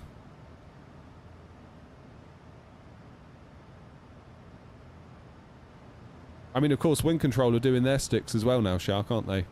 Obviously, no idea what they're going to be like. I would assume they're going to be pretty good. How'd I come up with the name Air Not? Not is my surname. So it was that simple. Basically, I didn't know what to call the channel. I was like, I want to make this channel, but I haven't got a clue what to call it. And I was like, what if I sort of made it like a funny little fictional airline and go that route with it? So I just did that and ran with it, really. Ultimately, it doesn't matter. There comes a point, like when you're first starting out with something, you're like, oh, what do I call it? Because if I don't call it the right thing, it's doomed to fail. It's not doomed to fail at all. You just need to make good content, and regardless of what you call it, it'll work, probably. Whereas if you obsess on the name and obsess on your logo and obsess on, you know, and not actually do the work, yeah, it probably isn't going to work. Do the work, basically. Flight level 380, we're here. Does that mean I'm allowed a coffee now we've got to cruise? Surely it does. Surely it does. Engines are spooling back a little bit. We do have a 77 knot headwind though, so that will not be working in our favour. What time are we getting into Bristol? Progress. There we go. Bristol at 10:55 Zulu, so 5 to 12 will be at Bristol. That'll be alright. 102 knot for you in the A320. Oh, at 320. Flight level 320. Duh. I've noticed that, Ryan. Yeah, I've noticed you've changed your name. I mean, it doesn't matter really, does it? Like, there's a guy that I used to work with. He did a tech channel. Did quite well, or continues to do quite well. And now he's transitioned into like Raspberry Pi stuff, and he's, you know, made himself a name in that community. He's done really well. His channel name is just a complete load of gobbledygook. Like, he's like, oh, it's my YouTube channel I set up like 20 years ago and I just gave it a stupid name. I was like, you never thought to change the name? It's like, nah. Who cares about that? Like, and that goes to show, like, he's making videos about Raspberry Pis, and I think his channel name originally, like, he made it so he could upload videos of him playing games on his PSP, PlayStation Portable, from like years ago, the like OG PSP. So I think his channel name is something like blah blah blah blah blah PSP videos. And he does very well in the Raspberry Pi space, so I wouldn't obsess over it too much.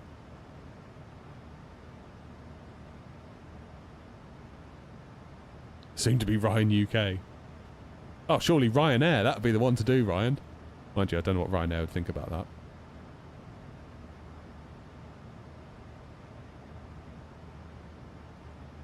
Real world flight you're recreating is 1 hour late. Oh, time for a coffee then, Julian. Case closed. You pop into the terminal, get yourself a croissant and a coffee. There you go.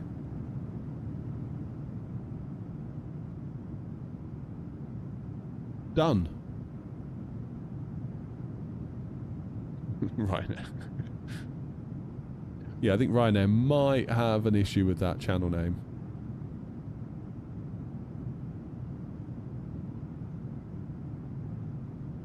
I did wonder, like, about all these virtual airlines that are like, you know, Lufthansa virtual and, you know, British Airways virtual, Qantas virtual, like, all these various airlines. Do the actual airlines mind? Or are we just, like, too small to even care about? I mean, ultimately, we're using all of their branding, their trademarks, their assets. Even, like, FSLTL is, like, loaded with, like, all these logos from these multi-billion-pound airline brands, you know.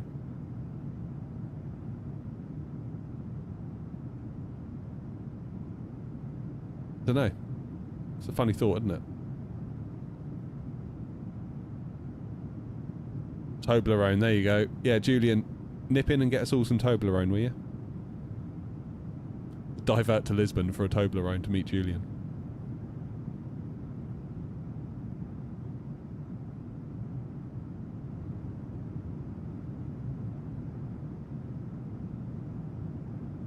Bet they wouldn't like it if we paid. Yeah, but then what's the other one? There's a paid for FSLTL, isn't there? What's it called? Is it FS Traffic? Is that a thing?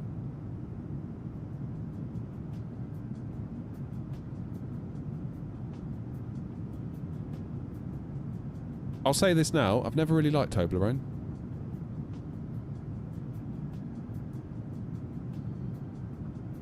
That's alright, Joanna, at least you're testing whether it can maintain a tuning to Unicom.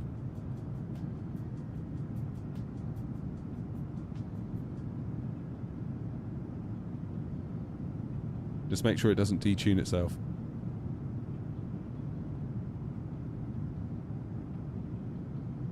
So what have we got? ATC wise, I mean, we're over Paris at the moment. I doubt they're going to want to talk to us, are they? Paris approach.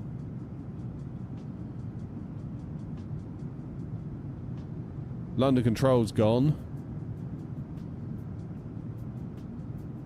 Yeah, I think it's going to be crickets all the way home, isn't it? Oh, sorry, have I started a thing now?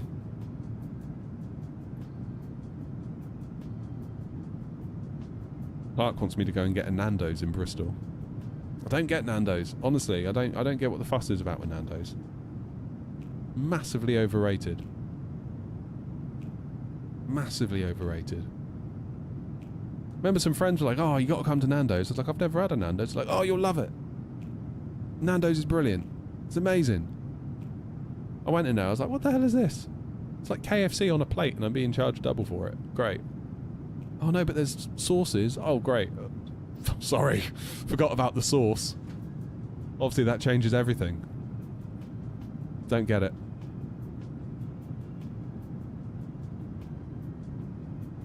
Is that a self-made overlay? Well, the data isn't. The data comes from in the middle bit.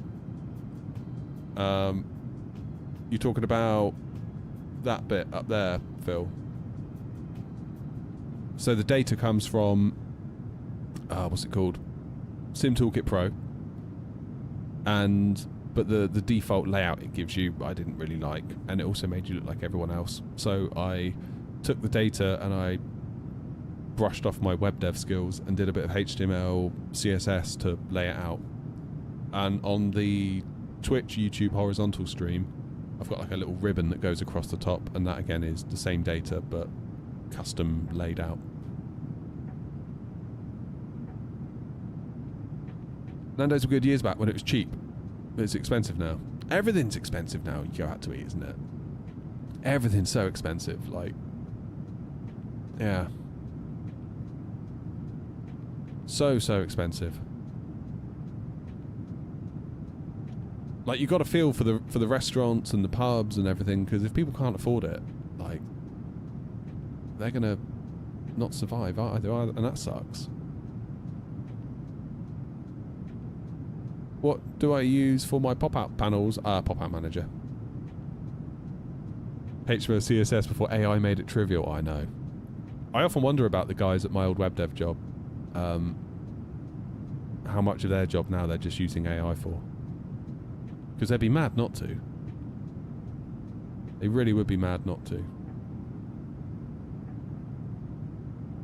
Robert, what you can do is you link your YouTube account to your Discord profile, and then it will let you know within Discord that you can join. YouTube have changed it. YouTube changed their back-end layout, Robert. So there used to be a little tab. If you go to like the channel page on YouTube, there'd be like a community tab or an about tab or something. And within that, I had the link, and that only appeared when you became a member. But recently, they've gotten rid of all that. So we've done it now where we've done an integration with Discord and YouTube. So if you link your YouTube account to Discord, you should then see a list of channels you're entitled to join, and ours will be one of them. If you have trouble, just shoot me an email. I'll send you the link.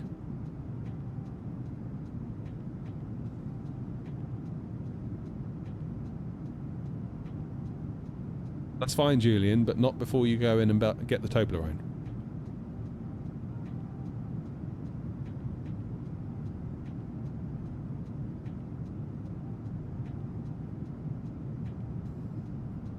Yeah, it's absolutely frightening how expensive it's gotten to like do anything now. Like just to like go out for the day, like by the time you've had anything to eat, or like it's just crazy.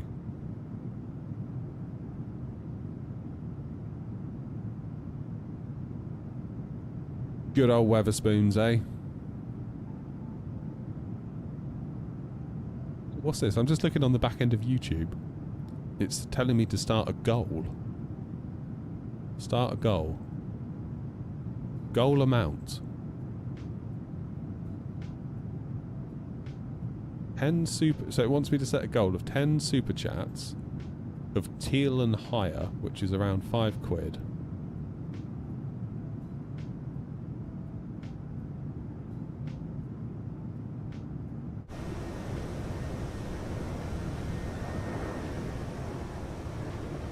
For an hour. And then share with your community how you'll celebrate. An example is, I'll host a Q&A session. What should I put in there? Got it. I've got it.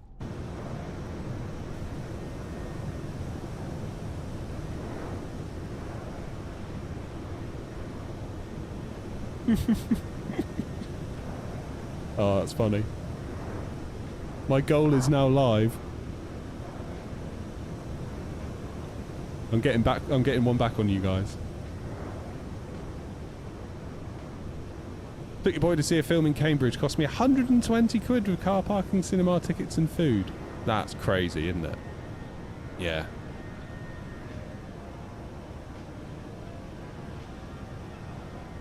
It's alright, Joseph. I've got a plan. Hop over to YouTube and you'll see. You want another leg? You can damn well pay for it.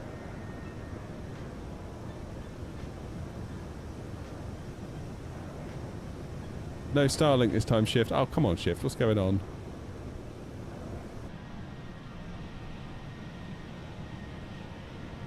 Right, is TikTok mad at me for any reason? Let's check in on TikTok. TikTok is not mad at me, it seems. Thanks, TikTok. Give me a second leg, you sheets. Oh, that's funny. I hate to say it, Chief, that isn't a teal super chat, so it hasn't counted towards the goal. That's very much a turquoise. Is that logged it or not? It actually hasn't. That's brutal. Oh, Chief. I'm sorry. How you doing, Pope?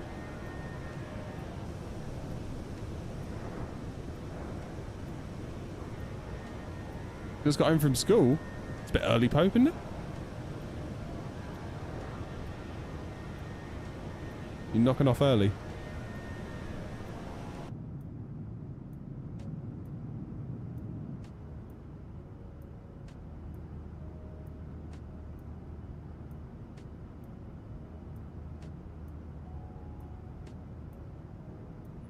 Let's sort out this wing view. I'm not happy with this wing view, to be honest. I think it feels a little bit... Oh, that's a bit better, isn't it? What should we do with that? Oh, you're in the Philippines. Okay, Pope, that makes a lot more sense. I was going to say, wasn't long ago I dropped mine off to school, so it was a bit of a shock to hear that you're back already. I like that wing view better. That one I feel like we could do going a bit lower.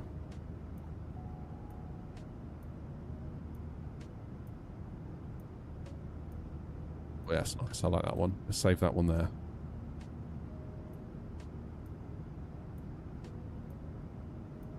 Go. How safe is Leeds out of curiosity? I worked in Leeds. It was alright. I worked in the hospital. Was it the Leeds General Infirmary? Am I pilot IRL? No. Yeah, it seemed alright, but then I only went from the hotel to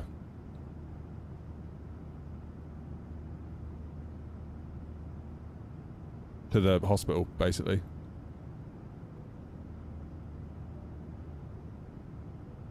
There was a really weird guy on the reception there, right? So, like, on the first day, I went into the reception to, like, sign myself in, because we were working on the hospital radio station there. And, like, this guy that was clearly, like, the caretaker or whatever, he was very, like, regimented. Like, good morning, sir. How may I help you today, sir? And I was like, oh, hello, mate. I'm just here to work on the radio station. Like, here's all the information. He's like, sign here, please, sir. So, all right, sign here. And, yeah, very much like that. And you sort of think, like, after a couple of days, you build up a rapport with someone. And, like, every morning, it's like, hello, sir. How can I help you today, sir? It's like, hey, it's me from yesterday. It's like, completely just didn't acknowledge that I was here yesterday and we had a chat. It's really weird. Good morning, Mr. Mint. How are you?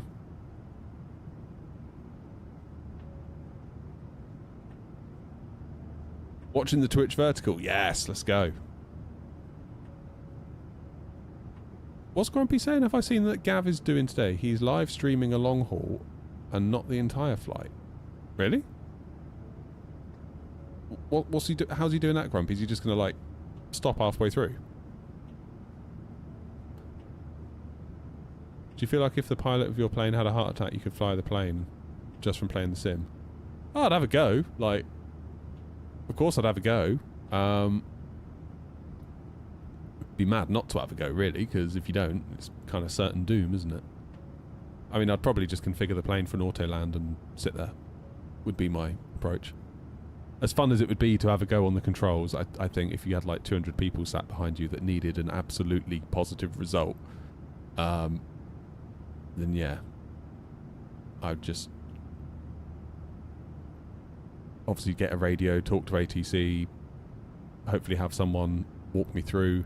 Even though I'd probably know how to do it, I'd want someone to like double check we've done everything right, you know.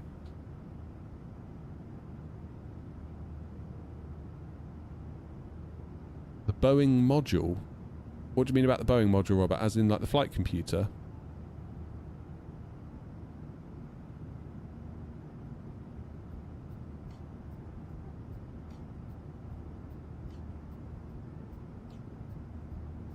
Oh, okay, Grumpy, fair enough. What's he flying?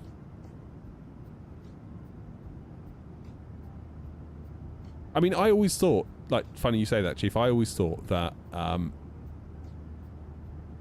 having just flown a sim at home, I probably wouldn't be able to, but having gone up to Gatwick and been in their sim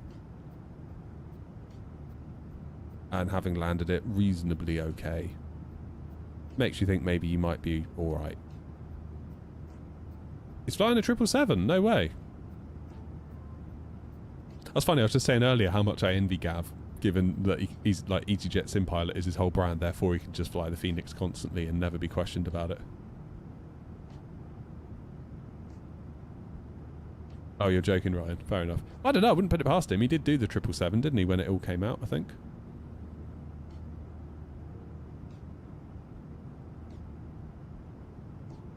I can neither confirm nor deny, Pope.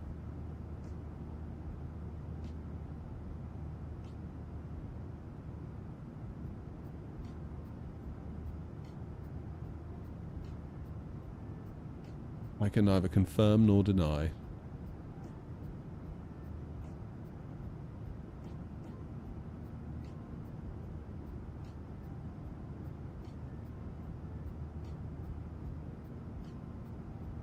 We are now about to cross the channel. No London control. Anything scheduled for Bristol? First one to land is that's going to be Tom there, followed by myself, followed by Toby. Yeah, that's Toby, and then Joanna. So we basically got 4 air knots coming into Bristol, and that's all that's coming into Bristol. Bristol, you're welcome. It's taking a 3:30. Oh, okay.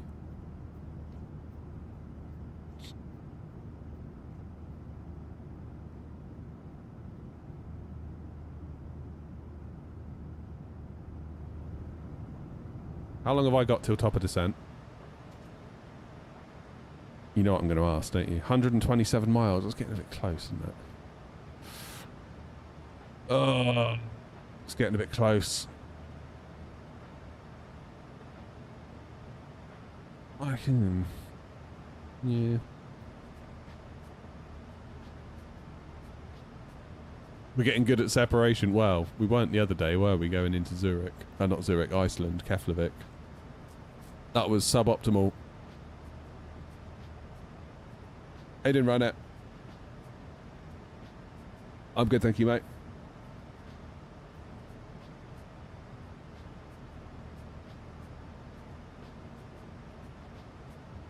I'm having a little think to myself. Have I got time to have a quick coffee? Trouble is, if London Control comes online, might not be the best time to do that. I tell you what, we'll have a coffee when once we get down safely and smoothly into Bristol.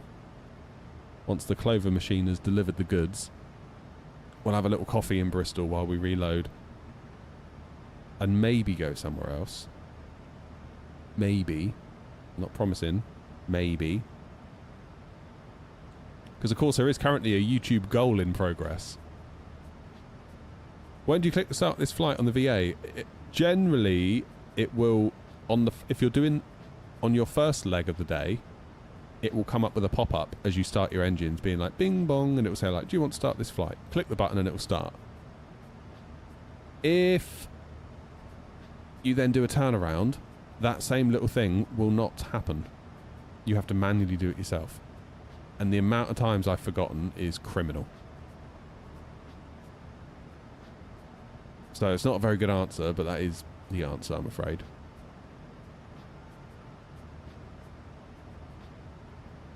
That makes sense. I wish New Sky would push an update so that every single leg you do it detects an engine start and then puts it up.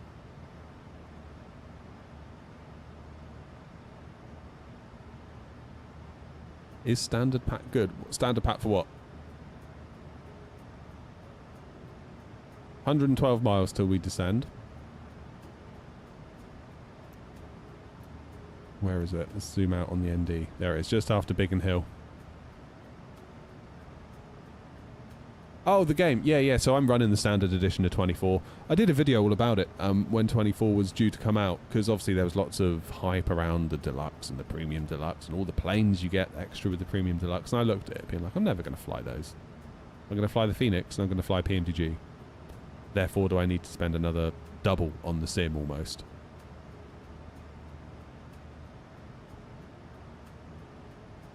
So I just went with the standard edition.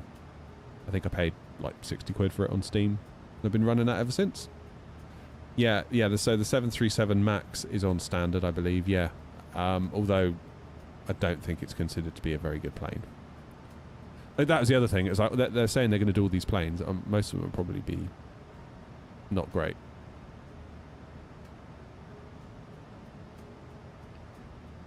Yeah.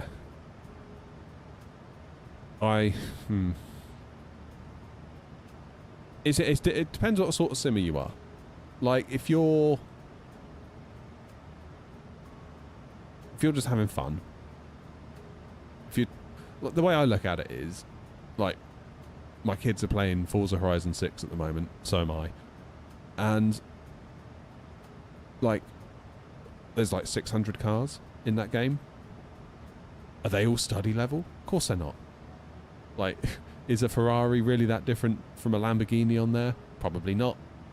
Probably like some sort of default car model under it that gets pulled and tweaked around. And that's okay, because we're just having fun. We're not playing iRacing or ACC or whatever, you know? And similarly, watching my kids play Flight Sim, because they sometimes have a go, they just look at the menu of planes and they're like, ooh, I'll try that one. And they'll just like take off, do a barrel roll, crash it into a field, reload in another plane, take off, go from like one airport to another airport. No idea where they're going. They just see a runway and aim for it. They're just having fun. But I think if you're going to be like on VATSIM and taking it quite seriously, flying for virtual airlines, then all of those extra planes that kind of appeal to the gamer simmer, if you like, I'm not sure it would appeal to your simmer, for want of a better phrase. Because I feel like I'm very well looked after by Phoenix, by PMDG, so on and so forth. So I didn't feel the need to spend all that money. Have I used a honeycomb alpha yoke? I have not. I'm Ryanair 99XX on VATSIM. My call sign is AirNot, so X-Ray November Oscar 869 Echo.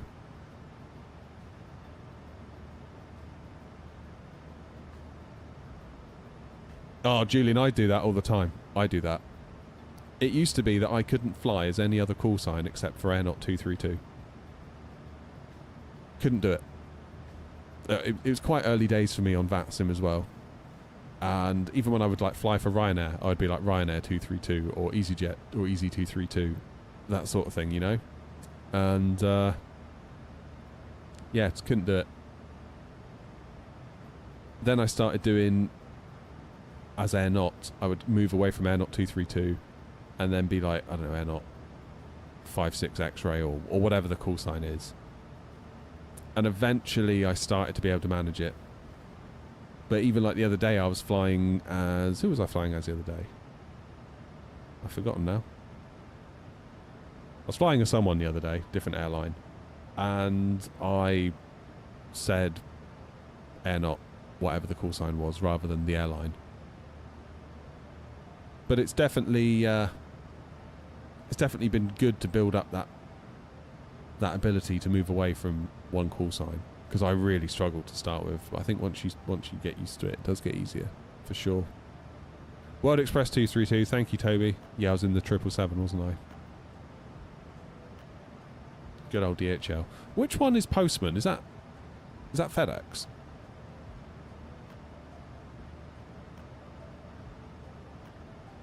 It's funny, some controllers, if they see like airline call sign, whatever it may be, Ryanair, EasyJet, whoever, 232, I think sometimes that gives the game away.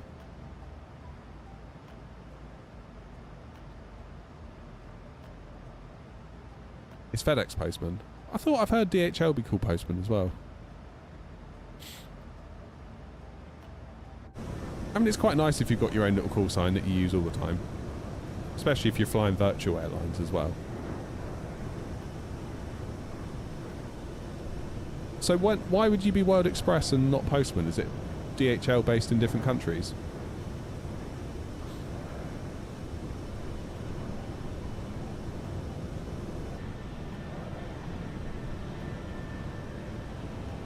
Is it like European DHL or like American DHL or something, like UK DHL? I think it's a DHL based in Leipzig.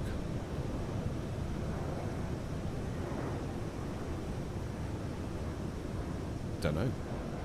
I'm lost now.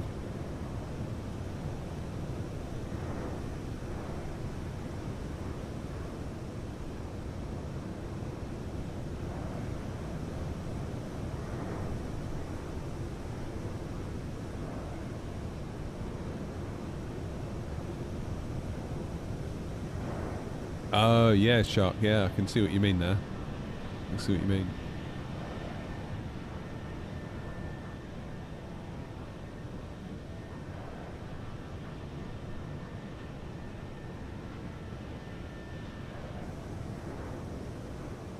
One thing that's been good has been doing the New Sky tours, because it will just generate you a flight number. And you can edit it, of course, but then I just decided, no, I'm going to use what it gives me. So today we're 869 Echo. And it's definitely built up that muscle memory. In aviation, Postman is the official radio call sign used by the cargo airline European Air Transport Leipzig, EAT Leipzig, which operates express freight flights primarily for DHL. Yeah, there's different DHLs, isn't there, I think. So if we ever fly DHL out of Leipzig, we need to be Postman then. Or if we're flying back to Leipzig, we should be Postman. That's like BA, isn't it? Because you have like Griffins out of Gatwick. And then Speedbird and then Shuttle, I suppose. Who loves that livery? But I am biased. I hope we get those FSLTL base models soon. I really do. I feel like they've had all this work to do with the injector stuff, haven't they? Because of Flight Radar 24 and all that stuff. But like now that that's maybe drawing to a close, maybe they can do the base models. I don't feel like they need to do an awful lot with the base models. They just need to merge it into the main branch and push it out. Just. All you need to do is just. So easy when it's someone else's problem. Postman depends on which specific operator, not where you're flying to. Oh. Yeah, so I suppose you could do a postman of East Mids to Helsinki, for example. Does New Sky need VATSIM? No. No, it doesn't. That's one thing I wish I'd made clearer in the video, because someone in the comments asked me that earlier, and I did reply to them. But yeah, you could literally just fly point A to point B all on your own, no ATC, just follow the flight plan, fly the plane nicely, and that's it. How you doing, Active?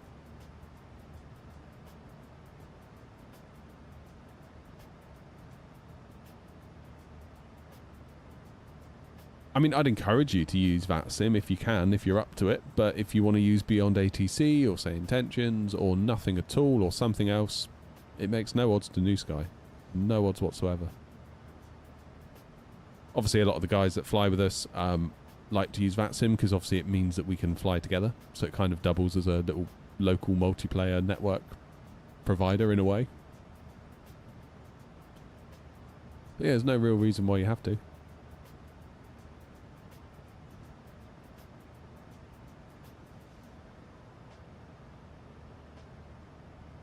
No reason at all.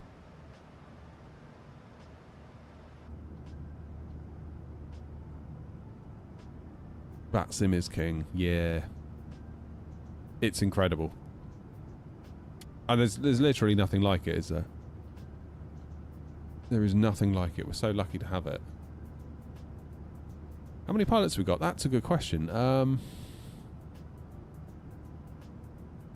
It's like... Well, New Sky will tell us. New Sky, search airlines. 465. 17% of which are active. Oh, look out, Osprey. We're coming for you. We're coming for you. So if we just had another 100 flights, we'd be number 3. Can't imagine we're going to get as high as Jetfly. That's pretty impressive, isn't it? 1,200 flights in, what's that, 30 days? Yeah, that is some going, isn't it? And look, they've only got 100 pilots, and 75% of them are active. And again, look at FanSky. 100% of them are active. That is incredible.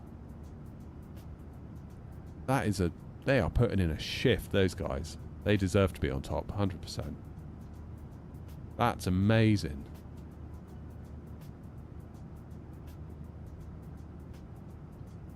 That is flipping amazing that they've done that. That's not many of them either, is it? Putting in that sort of... Putting in those numbers. 2 flights to the VA so far have both been 10s. There you go. Now, I can't promise I'm going to get a 10 for you today. In fact, I certainly won't because I forgot my beacon for like 30 seconds on pushback, but... Landing into Bristol... Phil. It's alright, Phil, I understand. What are we on? We've got 465, 81 of which have done flights in the last 30 days. We have put in a little rule. There's a thing you can do in New Sky in the back end And what it will do is there's a thing where, like, if you haven't flown in like a year, it will sort of take you off. Which I was a bit like, do I want to do that? Is that a bit harsh? But at the same time, if they're not flying for you, is there they can always come back. Yeah, 10 out of 10 does not always equal profit as well. So the 10 out of 10 is obviously how well you flew. But profit, I mean, that depends on the routes and all sorts, doesn't it?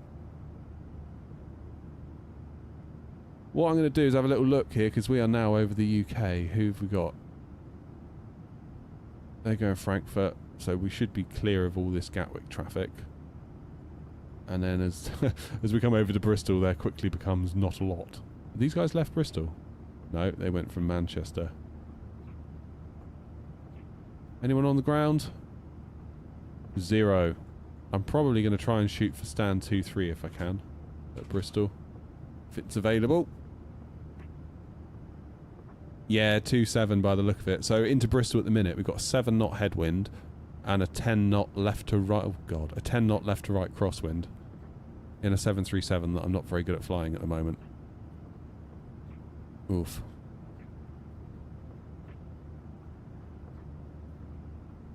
That ought to be good fun then, didn't it? Speaking of, we are really not very far from top of descent. What I'm going to do is take us down initially to... What should I take us down to? Probably going to vector after Pomax, I think. I'll show you so you can see what I mean. If I vector after Pomax, if I can get down to... Because otherwise I'm going to have to fly all the way into Bristol and then fly back out on the BRI, only to then fly back in.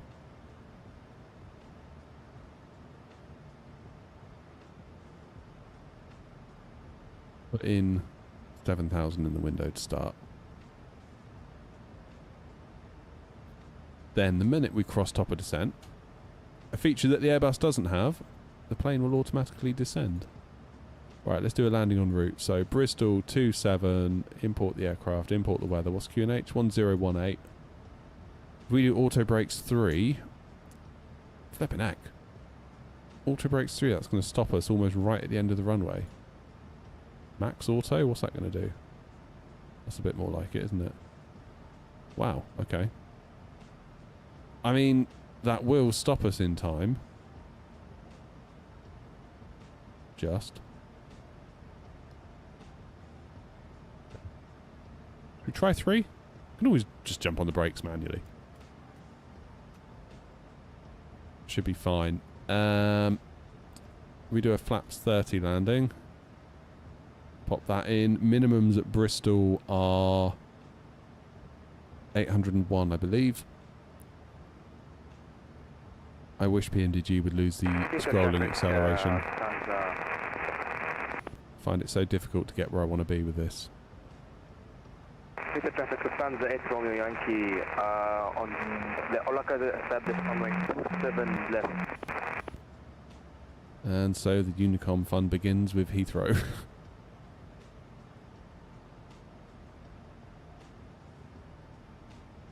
You back into X-Plane, Ryan?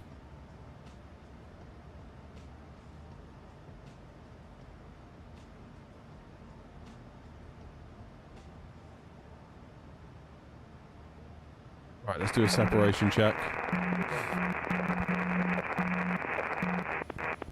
Oh, I love Unicom sometimes.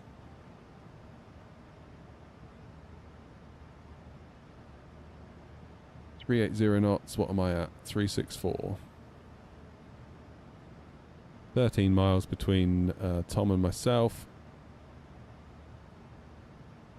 Where's Toby gone? Oh, Toby's back here. Nice big separation.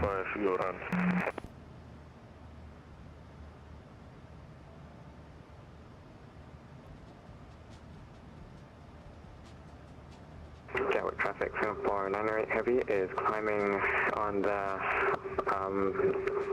LAM 6 Mike Departure at At least James can have a nice sleep, Grumpy. at 11 Delta Echo Tango. We're climbing through 5,000 by the star. Gatwick traffic. Blink, I think if you put in your SimBrief ID, then when you make a flight, you can click the little clipboard icon. That'll make you a SimBrief flight plan.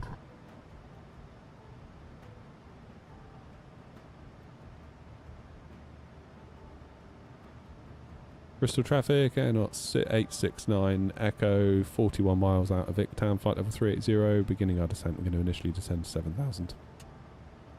My voice nearly went then. Victor traffic, Lufthansa 8 Romeo Yankee, landing runway 27 left, we're on 5 mile final. Come on then, top of descent, where are you? So we'll have a coffee at Bristol. Keeper 980, we'll be lining up 27 right via Alpha 4, immediate departure, no delay, Heathrow.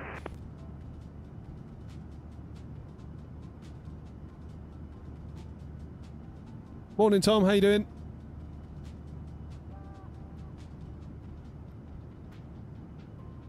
Am I doing another leg? I'm thinking about it, Phil. I'm thinking about it. Heathrow traffic on 2005 on final 6 on way to 7 left. There you go, there's top of descent. Heathrow traffic, behind departing traffic from 27 right, line up and wait from Alpha. It'll be neither today, Mr. Mint. I've run out. I had to make an emergency trip to Sainsbury's and get some of their coffee beans. Which, in fairness, aren't the worst. But it ain't no APU, let's put it that way. One thing you notice is just how small and shriveled the coffee beans are. If you buy, like, Sainsbury's own beans. Very small, very shriveled, whereas you look at APU and they're these, like, lovely, plump coffee beans. Heathrow traffic, Fever 9 Mike 0, taking off 27 right on the Brooklyn Spark 7 Foxtrot, Heathrow. Ooh, Gatwing Montpellier, nice. Have a good flight, Tom. What are you flying?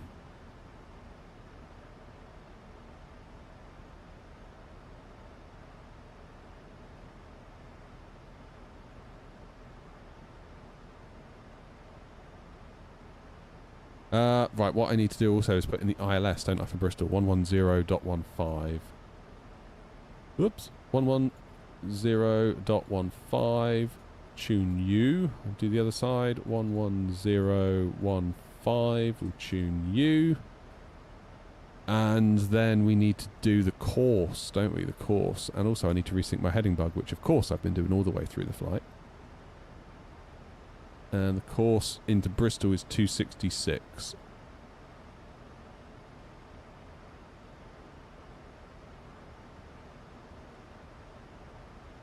I'm sure it used to be 267. Or is that like magnetic drift that's changed that?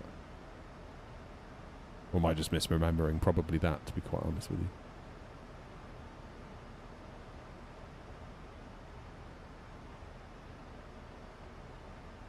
Heathrow traffic, Fever 9 Mike 0, airborne passing 1000 Brooklyn Spark 7 Foxtrot, Heathrow. Don't you worry, Chief. We'll be alright. We'll sort it out.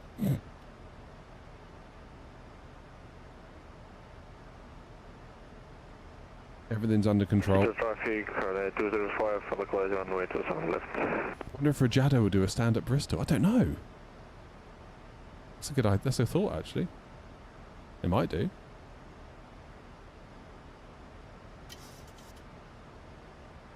Heathrow traffic, Virgin 103 Mike taking off runway 27 right, Heathrow.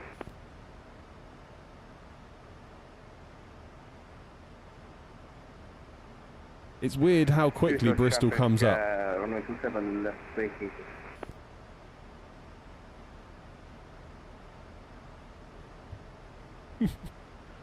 Pipe down, Grumpy. Stop it.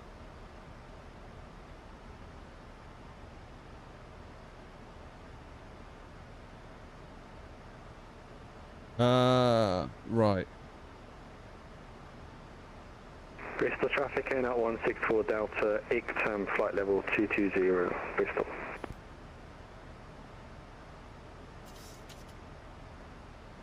164 Delta, are you doing the full BRI transition or are you planning to vector?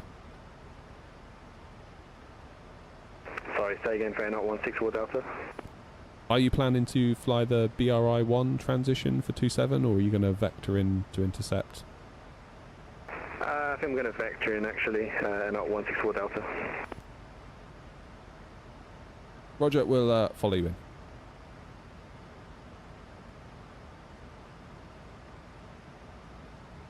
Does seem a bit silly doing the BRI transition into Bristol, into 27 at least, from this direction. Like, if we were flying in from, I don't know, Dublin, then I guess you could just hit it, come out and back around, because you've got to go that way anyway.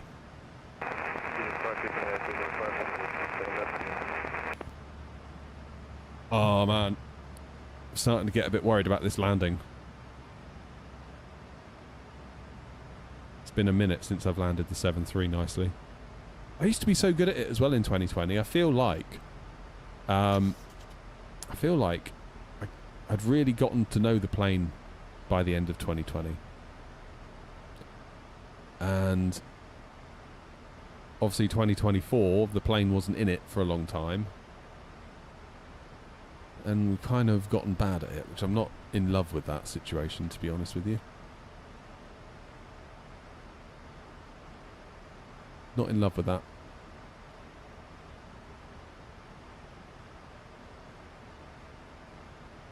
Yeah, Toby, I've planned for the BRI transition too, but I don't think I'm going to stick to it. I think my plan will be to vector myself out from Pomax.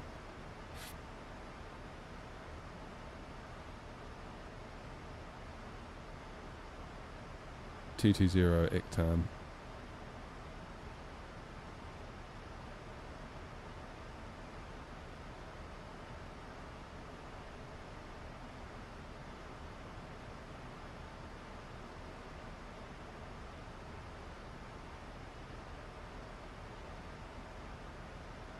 What does it think we're going to be at Pomax? Flight level 121. Might be a bit of a struggle actually to... Well, no, it shouldn't be. Can we do...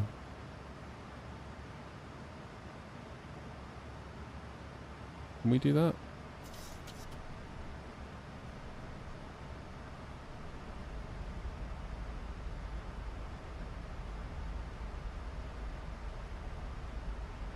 We're going to be off profile now. Performance. Where do I go to see how much off profile I am? Cruise. No. Descent. In it. Where do I go? Yeah, we're back on profile now. We're fine. Bristol traffic, Air 869 Echo. We're going to be descending 7,000 feet level by Pomax. Then we are going to vector to the south to then intercept the ILS 27.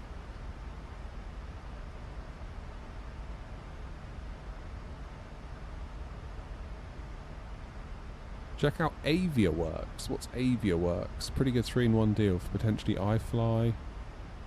AviaWorks CDU. I've not seen that one. Descent page, I had it at the bottom, did I?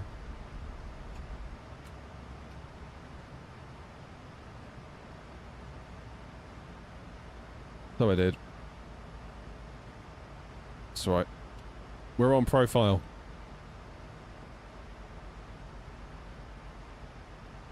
We've got a decel point coming up shortly.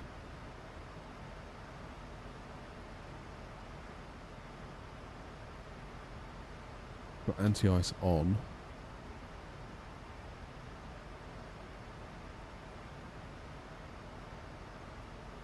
Yeah, I've just noticed that on the ND, Jim. Oh, it's so weird, isn't it, how you forget? Are we getting ice on the windscreen?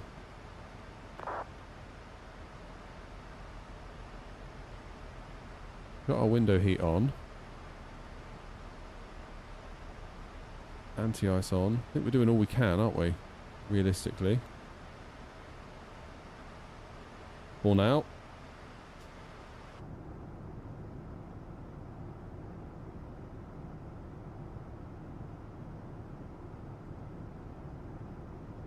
That's GFX doing that. See that wing fading out there? Oh, it's for those running CDUs on tablets. Got it. Got it, got it, got it. Cheers, Pope.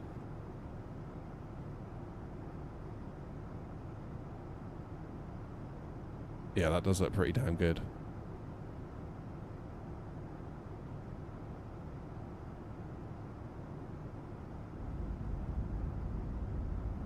Okay, the speed is trying to nudge its way down. I'm just going to help it out.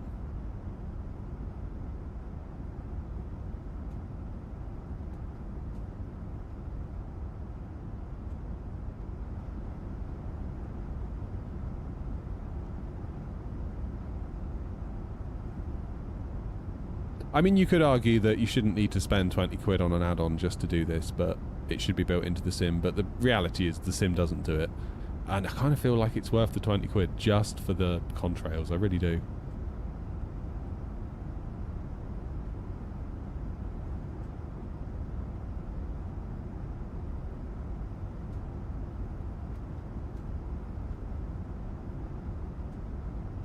Come on, little plane. We're getting loads of ice on the windshield. Is there a way we can get rid of that?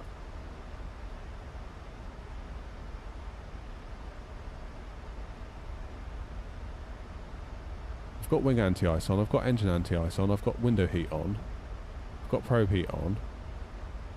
Is there anything else I need to have on that I don't have on? Navigation, displays, voice recorder.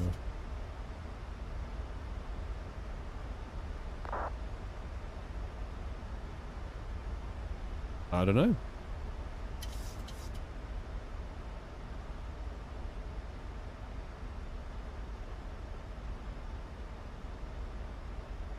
Okay, we're just slowing ourselves down a bit. Get ourselves back on profile, hopefully. Just trying to lose all that energy.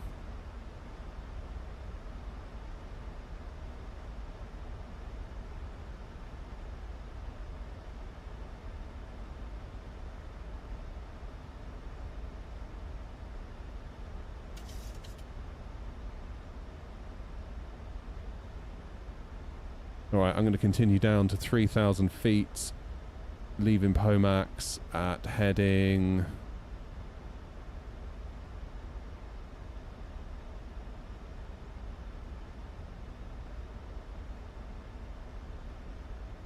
(230).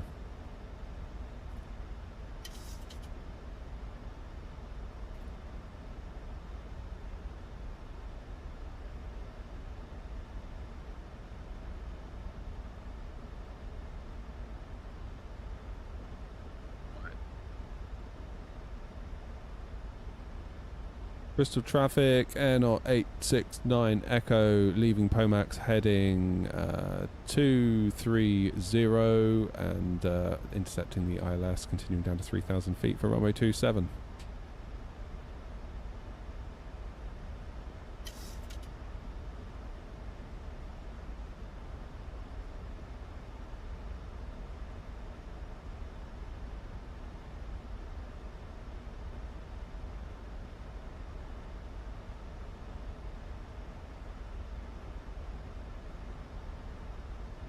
Let's reduce our descent rate a little bit.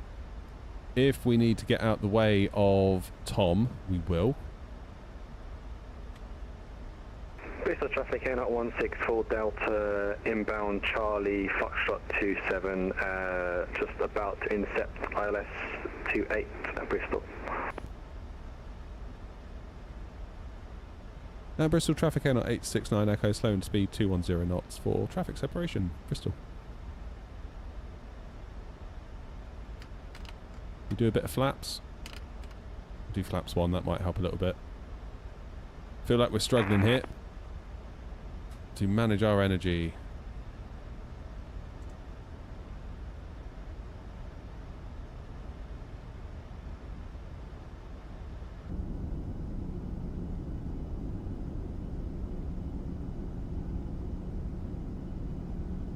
Grumpy and Ross, are you two behaving in chat? Bristol traffic Air Knot 164 Delta, established ILS 2811 DME.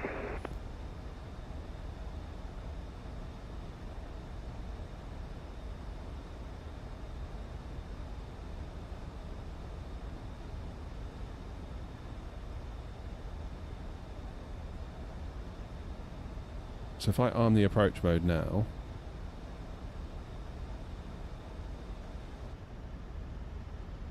And correction, Bristol traffic, that's ILS 27. I didn't want to say anything, Tom. Hey bro, you got a good live stream going on right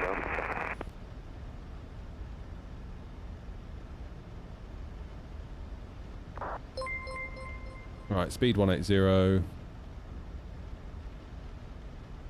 Roscoe, thank you for 14 months on Twitch. What a legend.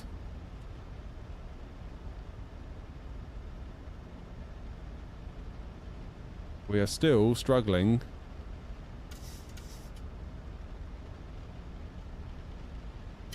to maintain our energy. So I'm just gonna reduce that rate of descent a little bit. Oh, nice one, LJ. Okay, flaps 5. Currently have 16 miles to run.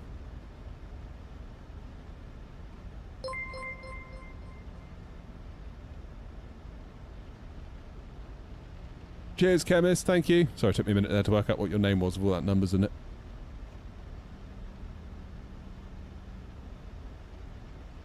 Okay, speed 160.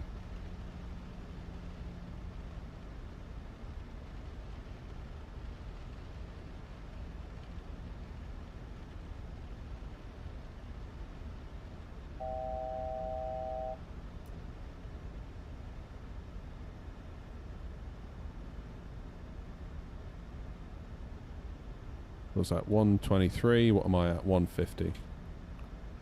That's slowing.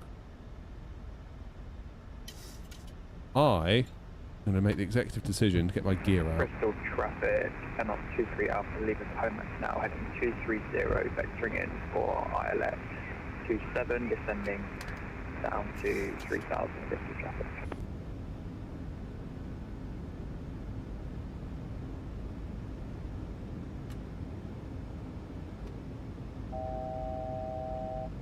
Bristol traffic, and on 23 Alpha, further reducing speed, 220 knots for separation, Bristol traffic. Well, can't see a damn thing.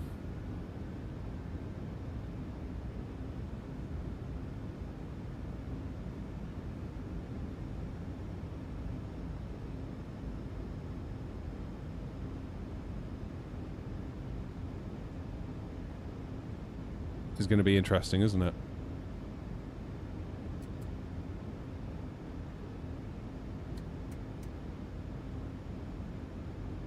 Of course I forgot the lights. Cheers, Rafa. Thank you, mate. Appreciate it. Bristol traffic, air not 869 Echo, 11 miles for 27, speed 160 for traffic separation.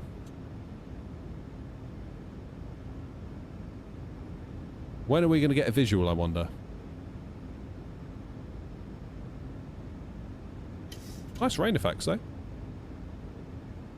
Bristol traffic in at 164 Delta, 4 miles. Oh, cheers, Chemist. Yeah, brace, everyone. Brace, brace. God, that's not what you want to see as a passenger out the window, is it?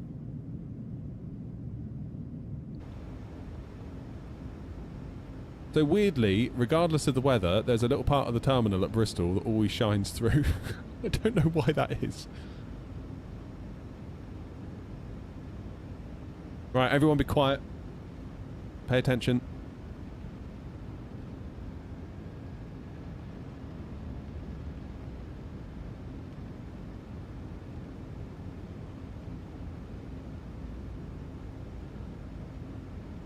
So we need to lose another 10 knots, well, 9 knots for our final approach speed. When is all this going to clear? Guidance lights, got it. Traffic and 23 Alpha established now, localize runway 27, reducing speed 180 and back to Bristol traffic.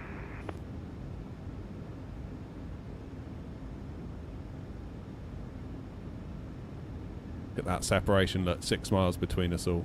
What a bunch of bosses we are.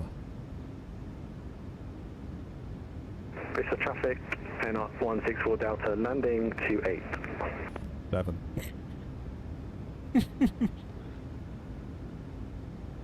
2500. Bristol traffic, Air 869, Echo, 7 miles for 27, slowing to final approach speed 151 knots, Bristol.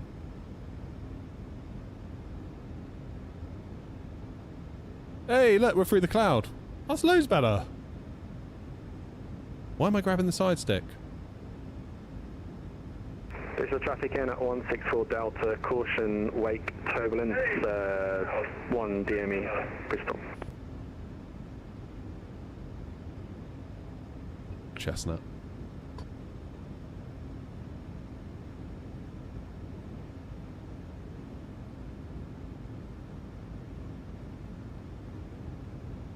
Really don't like the position of this yoke. traffic, easy 119 and pushing back from gate 25.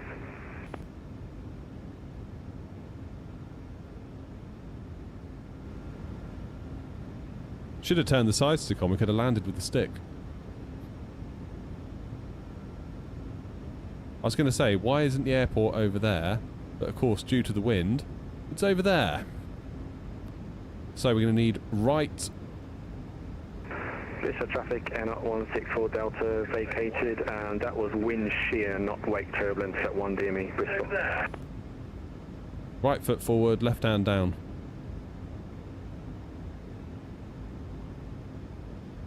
Bristol traffic, N 869 Echo, 4 miles for 27.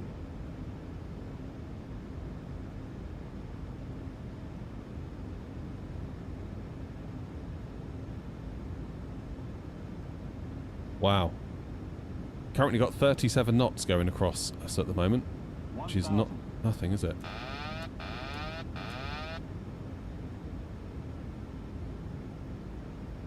Bristol traffic and our 230 is fully established now, runway 27 on a 6. Correction, 12 mile final, push of traffic ahead, so we'll be prepared to go around Bristol traffic. Wow.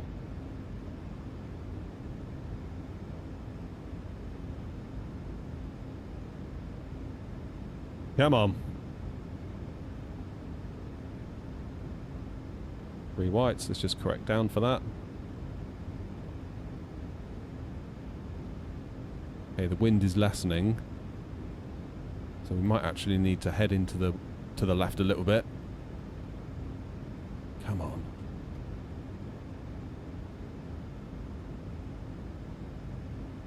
$500. 400. Approaching minimums. 300. 2 minimums. Continue. 100. 50. 30. 20. 10.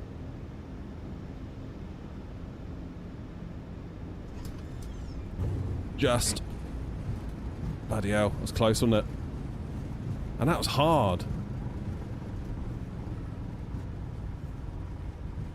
Ooh, my word. Well, we're down. I tell you, I was working for that. That was really flipping hard. Overflared it a touch.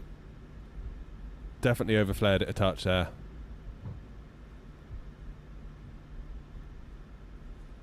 Damn. Bristol traffic, Air 869 Echo, runway 27 vacated. I feel properly stressed after that. Bristol traffic, easy 119 attaching to holding point Alpha X-ray runway 27.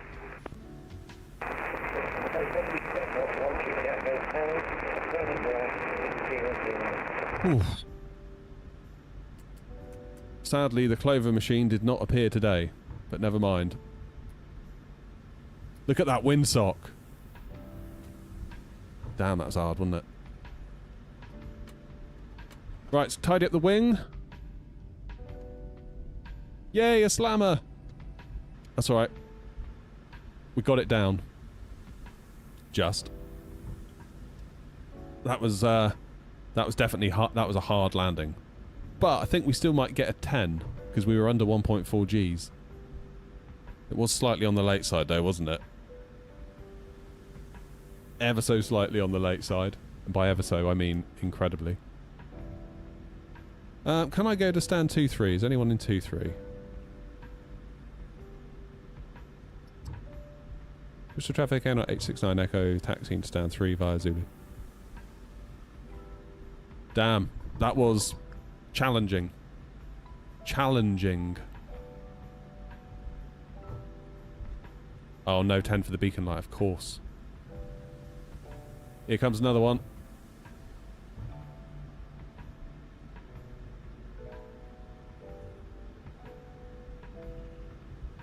Yay!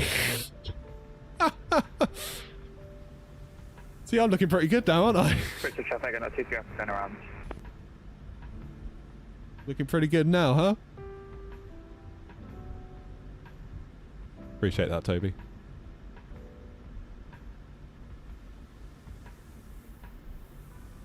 Challenging conditions here at Bristol. That was impressive. I'm pretty sure I was on one wheel that whole landing. Yeah. The same happened to me. I think I one-wheeled it down half the one way. See? Whereas Mr. Not over here, yes, it was a bit hard, but I got us down. Follow for more.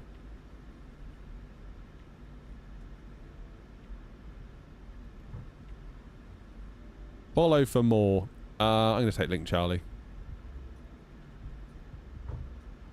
Oh, EasyJet's gone.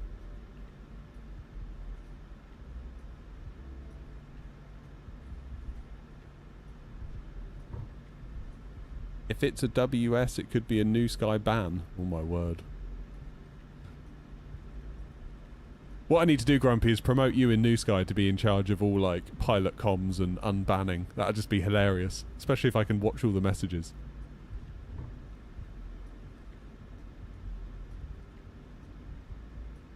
Which landing are you talking about, Ryan?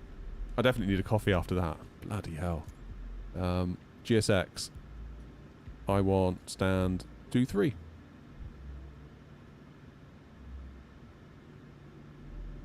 All things considered, I know that wasn't like ideal, that landing, but all things considered, I'm not too worried about that. I think that was alright. I mean, that was not one for the Hall of Fame, let me be clear. But all things being equal, I'm kind of pleased that we got it down. Oh, Murray, it'll take you forever. It took me forever. I'm making a left-hand turn, hitting 150 Bristol traffic.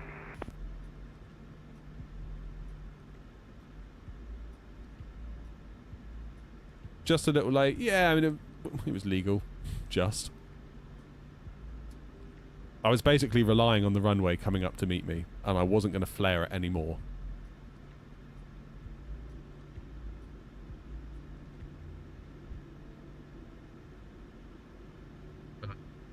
Taxi lights should remain on, but we'll turn them off again.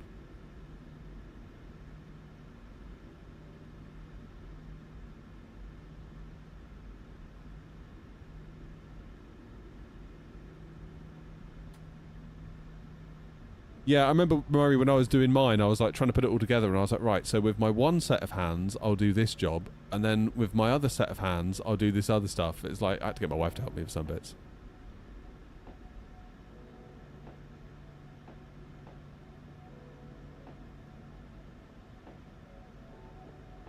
Here we go then.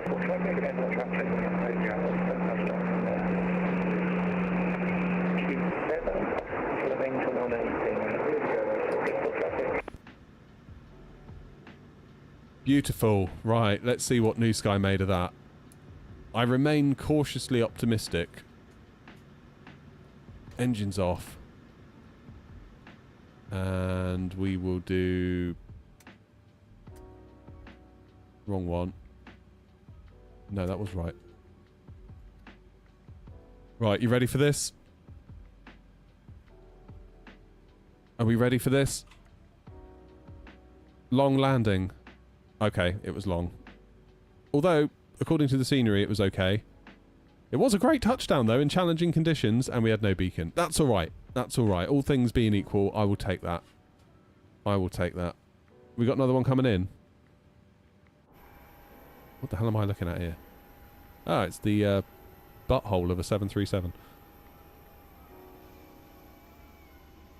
Right. While we think about where to go next, I'm going to make a quick coffee. I'm thinking...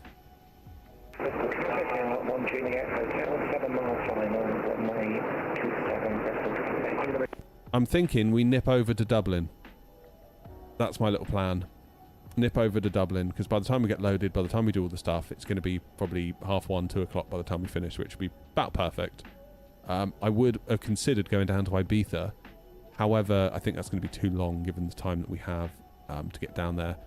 That could perhaps be tonight's stream if I'm able to. I will confirm that by scheduling it later. I am going to go make a quick cup of coffee and then we will regroup. We'll say right now we're going to Dublin, so you can all, if you all want to come along, you can all jump in and get set up. I will fly to Dublin next. See you in a moment.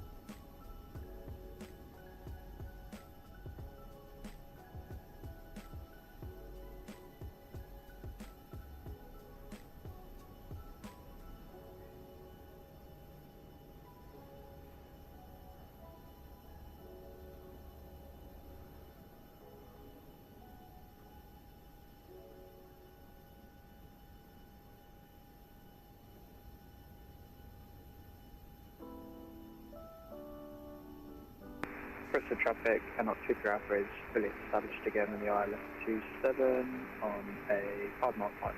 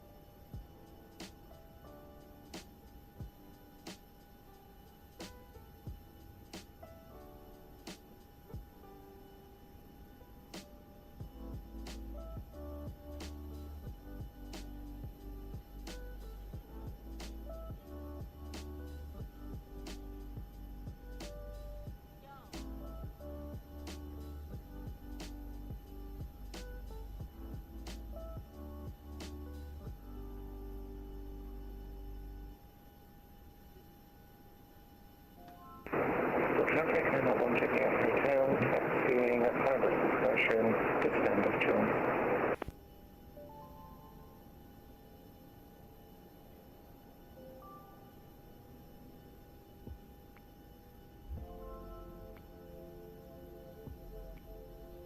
And that was my first capture moment for everyone that was watching.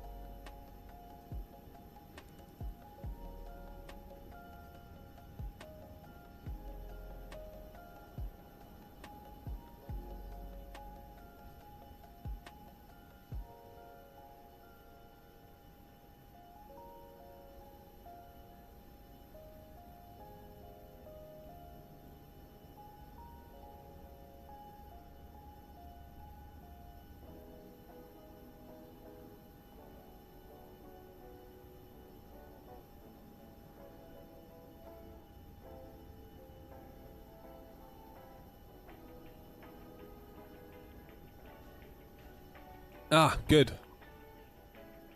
Right, let's go to Dublin. Shall we? I need to book a flight.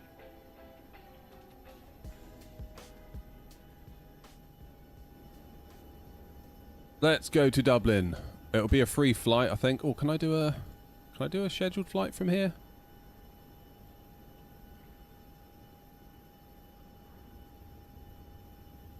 Can we do... Oh, yeah, I can. I can do a scheduled flight. Let's do that.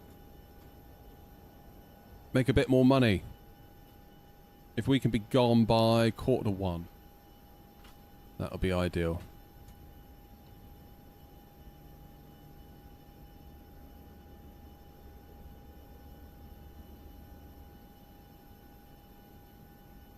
There we go. That's the flight plan made.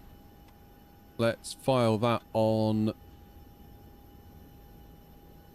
2205. Not 2205. I can remember that. Lovely jubbly. Oh man, that landing was hard work. That was hard work, that landing.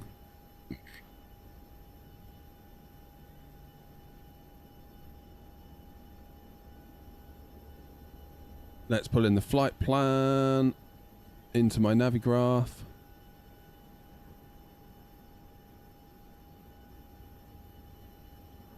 And it's looking like it wants us on 28 left. We'll do that. That's fine. Vati 4 Lima arrival. Right, let's do the old disconnect and reconnect trick to VATSIM real quick.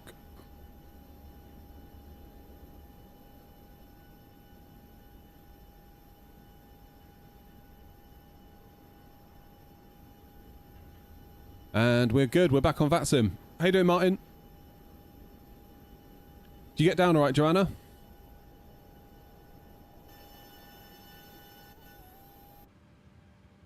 Here we go then. Here we go then. Let's go up to the top panel. I'm going to request a ground power unit while we're here, I think. Ground ops. Set some chocks and take a ground power. Wait for this to light up. There we go. Lovely. We'll turn the anti-ice off for a minute. And the probe heats. I think we can just leave everything else as is for now. That wouldn't be too bad. Let's bring in the flight plan. Flight was challenging today, Martin. It really was. It was not easy conditions getting out of Bristol by any stretch. So let's go to FMC page. The route, let's bring that in. Bristol to Dublin. Set payload, set fuel. Select the route.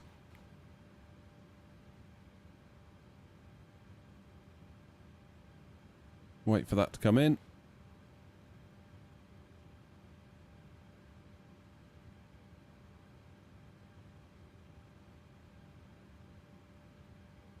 And we will load that.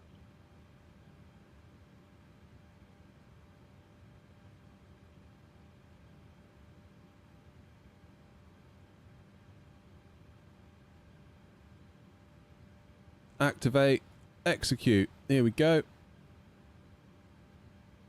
Now we're going to be departing Bristol on 27 on the... is that Brecon or Beacon? 1 X-ray, whatever it is. And into Dublin, we're going to expect 28... Well, not VDM. Let's erase that. We want to do ILS 28 left. Vati for Lima. And we're going to go via Pizza. If that's how you're supposed to say it. If that's how you're supposed to say it. Jolly good. Let's bring this over here. We'll have a little look at our takeoff performance. So Bristol 27, import from the aircraft, import the weather. Cool. So rating is going to be... Do perf init request real quick.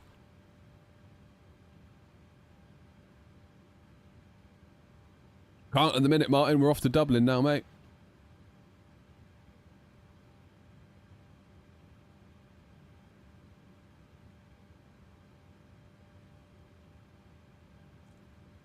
Load and execute. N1 limit. TO.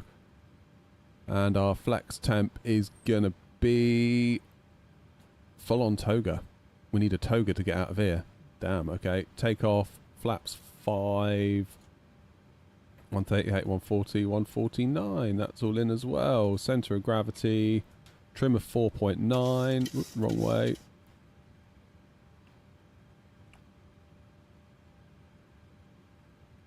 And we are in business.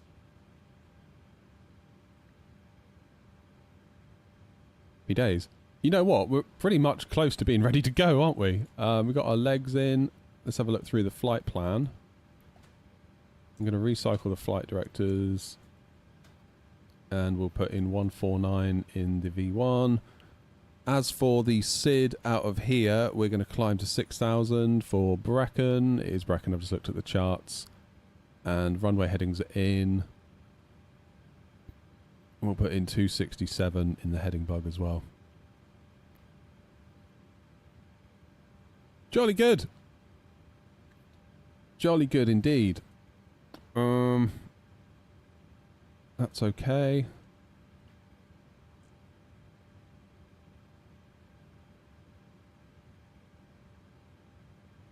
Let's go through the route real quick. Let's go into plan. We'll step through the route. So out of Bristol, right-hand turn, up to Brecon, out over Wales, then Varty, Sorin. Then we're in on to 28 left into Dublin. Jolly good. Maybe I didn't need to put the time in New Sky to be so far away. We need to kind of wait 10 minutes before we go. Bristol traffic, easy 46 Alpha Kilo at stand 1. We're going to be pushing back facing east on Zulu, Bristol. Take power from the APU.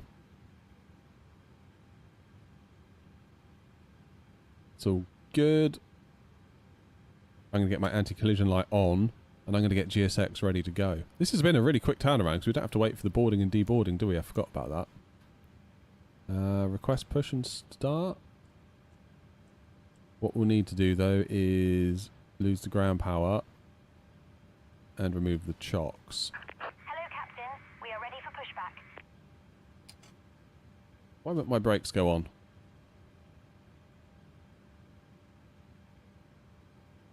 Come on, brakes. Ah! Come on. Try that again. There we go. Jolly good. Departure checks completed. Bypass pin inserted.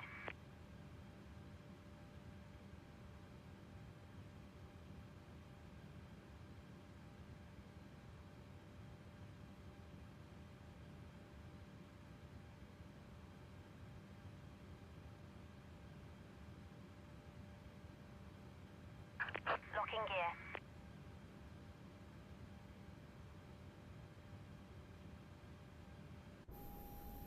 There she is. Anyone coming to Dublin, or is it just me? Just me by the looks of it. Billy no mates over it. Oh no, Tom's coming. In something completely different.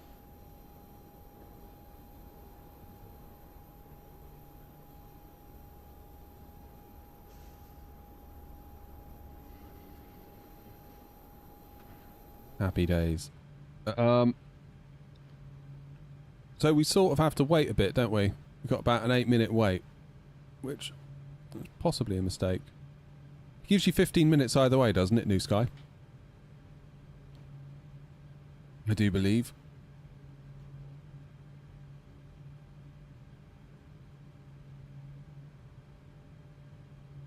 Down 2, 3. Let's have a look at the charts. So here we are. So we're going to taxi onto Link Charlie Zulu, then hold at Alpha X-Ray for 27.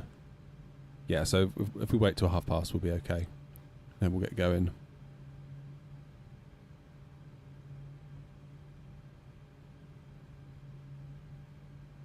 Then we go up over Wales. Then we hit the Varty waypoint. Over the Irish Sea. I'll be tempted from Sorin to go direct to Latmo rather than do this whole little crescent. Well, there's a lot of people in Dublin. Dublin's busy. Is there any ATC on at Dublin? Hopefully there is. That'd be nice if there is.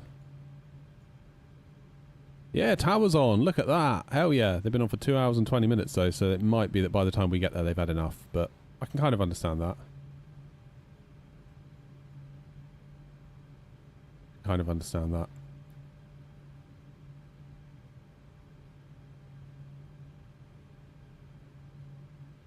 That's okay. As for up top, we're all good, aren't we? We'll do the probe heats to on when we go. Anti-ice is off. APU bleed we can do on. We need to turn the packs to off when we do engine start. Anti-collision light is on. I feel like we're in a good place. What's the fine likely to be if I decide to go early? It's only 5 minutes. We can wait for 5 minutes. Tell you what I might do, actually. I might go and let the dog out in the garden for 5 minutes before we push back. I'll be back in a minute, guys. I'm just thinking about it. He hasn't been out in the garden yet this morning, and he could probably do with popping out. Back in a moment.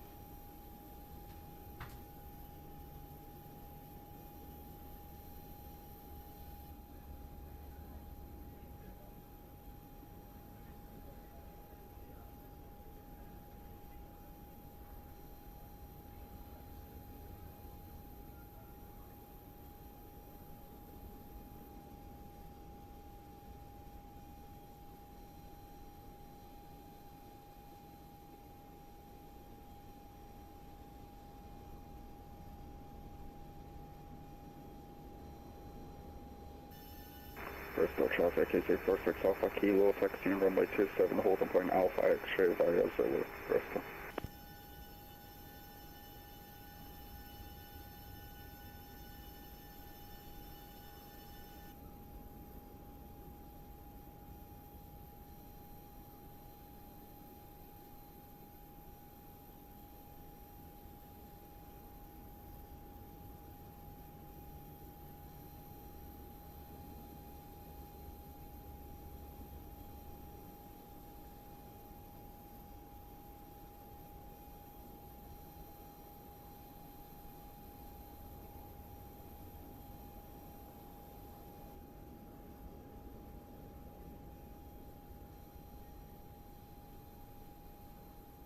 Bristol traffic, Golf Bravo Foxtrot, Romeo Victor, radio check.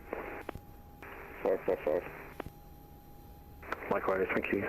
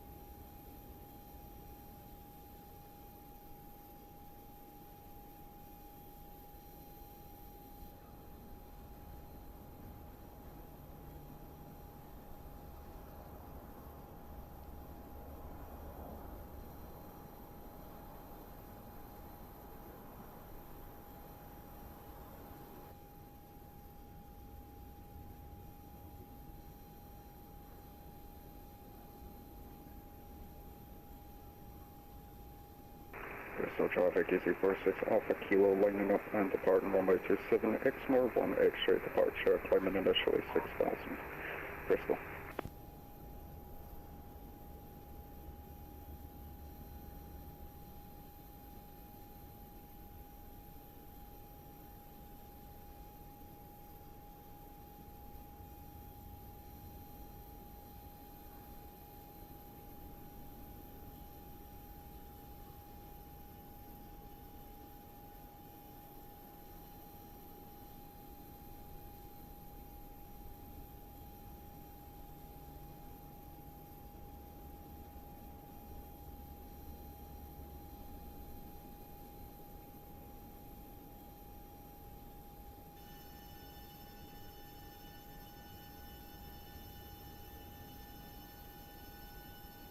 I'm back.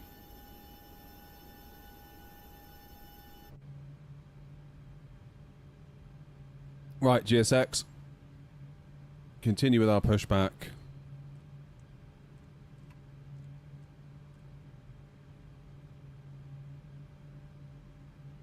Go. Right, let's give people a shout on Unicom. Bristol traffic, Air Knot 2205, stand 23, pushing back, facing east, Bristol. Release parking brakes, please. Commencing push. Let's get going. Let's go to Dublin. APU bleed on, packs 2 off, engine 1. Bristol traffic is Golf Kilo Echo, 50 miles northwest, making an approach to runway 27. Can we get 12,000? Right, let's remember to start New Sky, shall we? Because that would suck. Clear to start engines.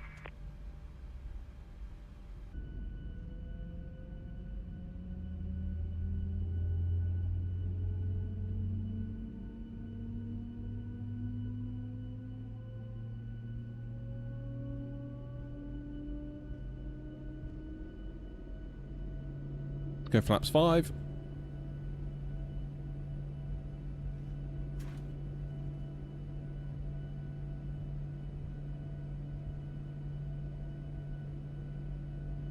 That is an engine start. Good. Let's go engine 2 into ground.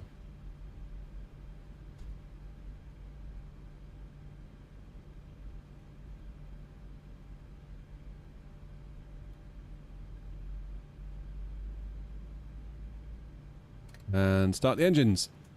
Please set parking brakes. Unlocking gear. Parking brake set.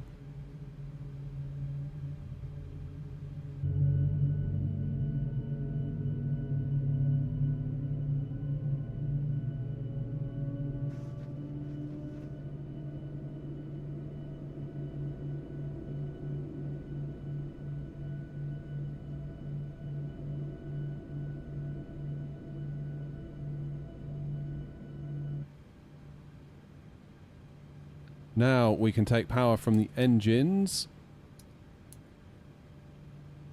We can turn off the APU bleed, put the packs back into auto, turn on the probe heat, get the taxi lights on. We can lose the APU. Bypass pin removed. Left is clear, right is clear. Let's go to Dubs.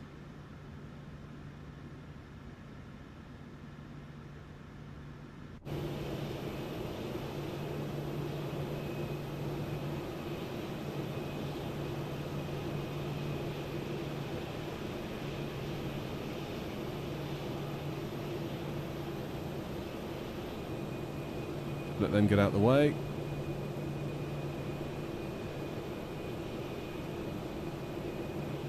Bristol traffic Air Knot 2205, taxiing to holding point Alpha X-ray runway 27 via Zulu and Alpha, Bristol.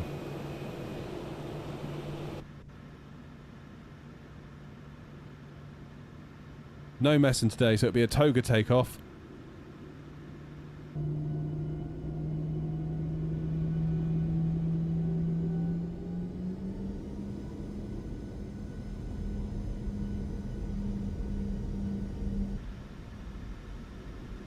Put ourselves back into map mode.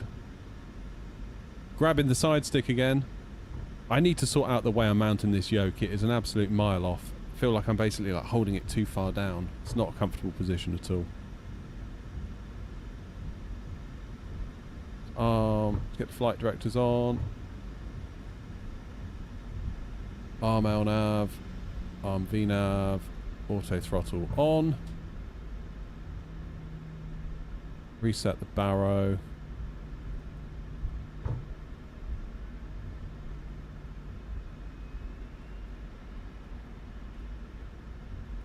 We want second right for Alpha.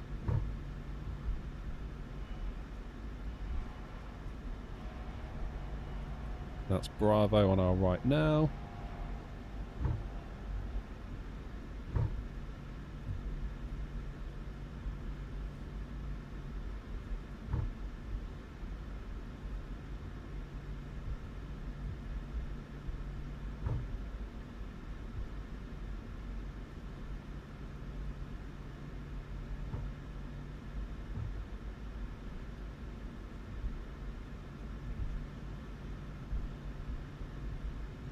And I believe I heard there was someone on final. Was there or was there not?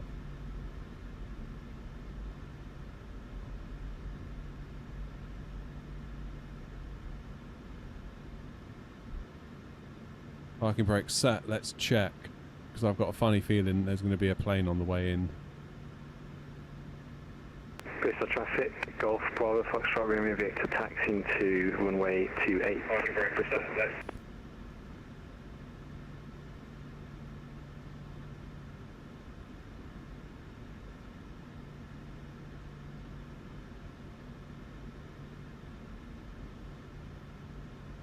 Golf Mike, this is Air Not 2205. Are you coming back to land on 27?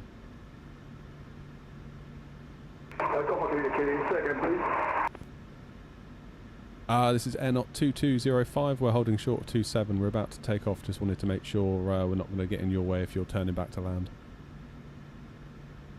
No problem at all.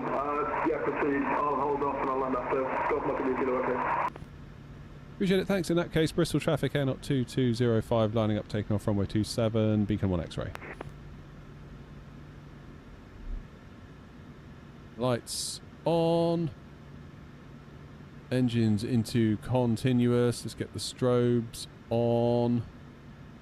Start the clock. And let's get out there.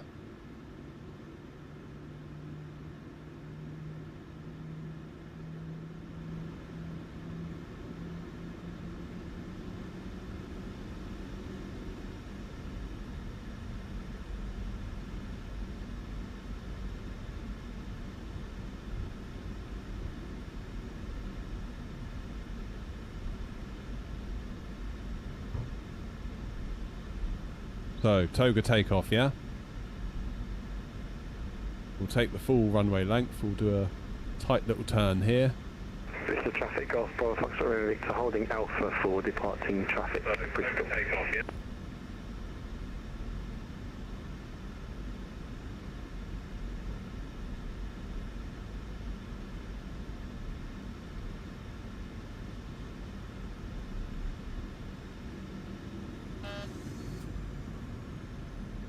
Beeping at me for.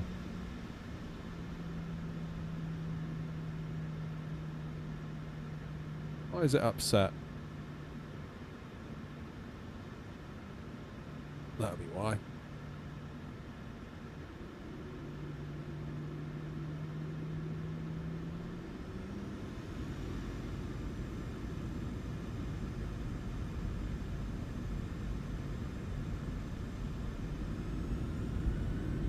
Go.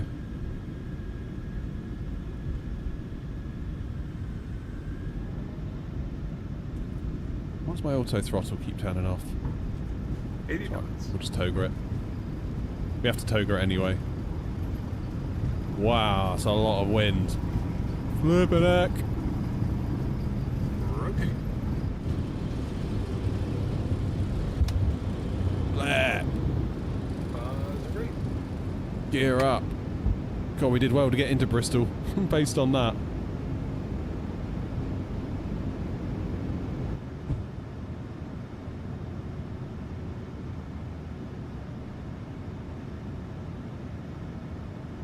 Wowzers. Bristol traffic, Golf Romeo Victor lining up 27. Bristol traffic, air not 2205, airborne out of 27, passing 3000 Bristol. We're in the soup again.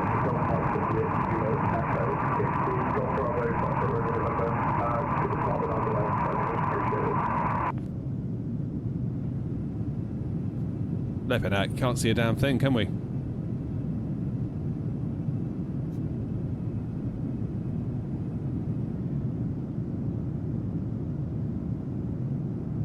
My TV wants to turn off. Don't do it, don't do it, don't do it. Flaps up. Right, when are we going to get a punch through? Probably do anti-ice, shouldn't we?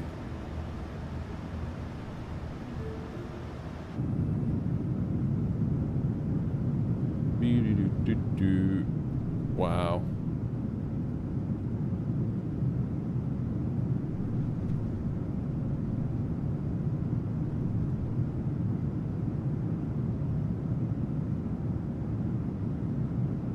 Start the turn.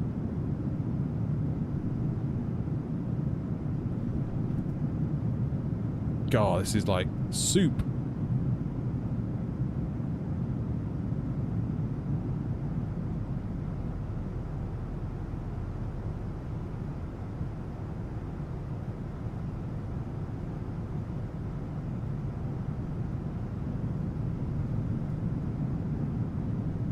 Absolute traffic, soup. Golf Romeo Victor taking off 27 Bristol.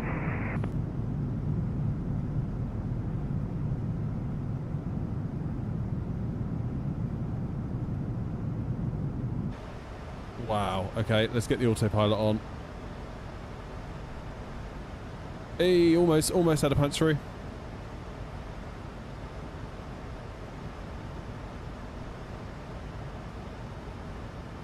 Now, is there anyone around us? We've got you, you're at 3,000 feet. I'm climbing. Nothing over Wales.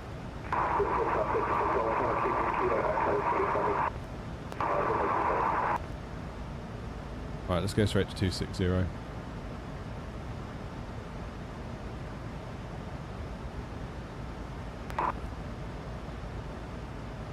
Bristol traffic air not 2205, climbing now, flight level 260, final call Bristol.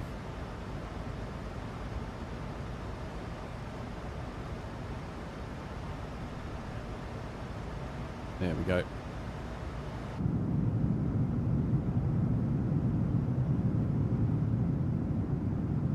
Nice one, Bravo Echo.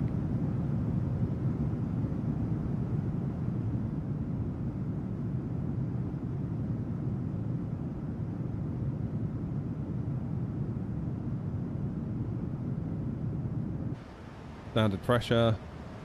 God, so much nicer above that cloud, isn't it? Wind at Dublin isn't so bad. We've got a 13 knot headwind and a 3 knot left to right crosswind, so that's way better. Way better.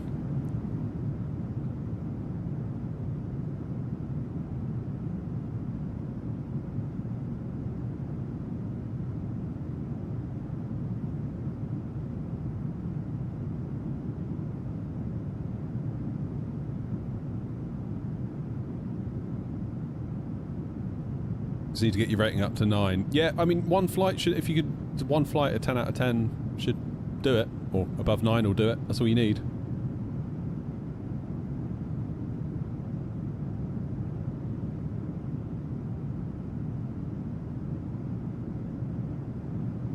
$10,000 feet. Coming up. Lights off, engines out of continuous. Reset the bug to 328. Look at us go. We're going to Dublin. I have seen the iFly update. It does look good, doesn't it? Looks very cool. What time are we due in to Dublin? We'll be there in 45 minutes. That'll be perfect timing. Perfect timing.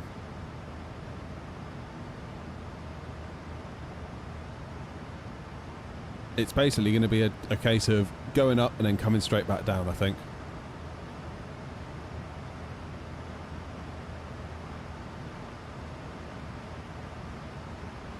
In the cloud.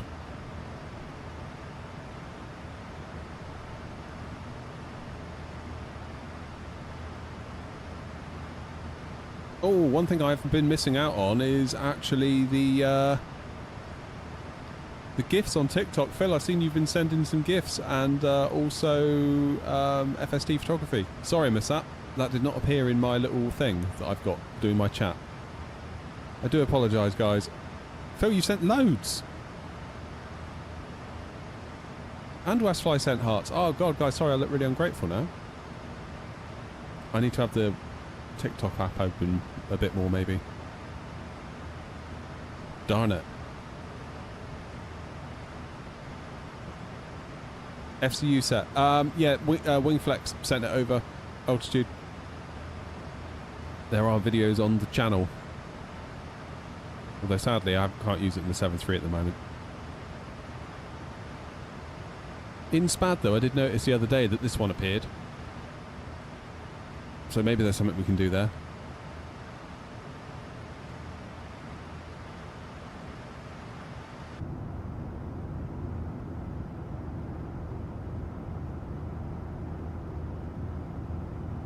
Is it better than wind control? I've not tried the wind control FCUs, so I couldn't tell you. These are not full scale, I can tell you that. They're like 80% scale. But I do like the RMP feature that's like in over here, that's quite clever.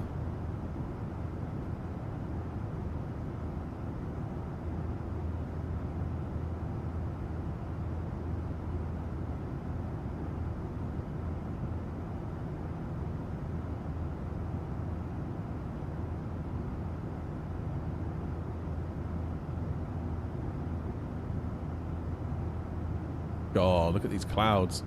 Some funny old weather today, eh?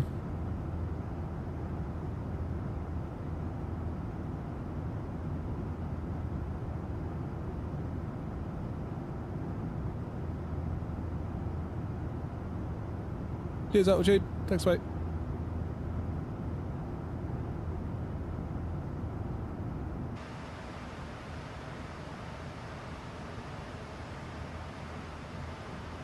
So we're only going up to flight level 260 for this one. Okay.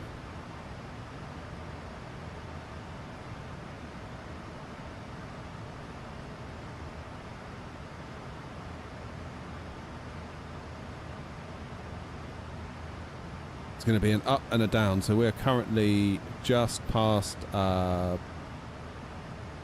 Brecon or Beacon, whatever it's called. What's the waypoint called? Brecon.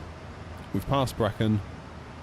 We're now going to track along the south of Wales. Not that you can see it. You can't see anything at the minute.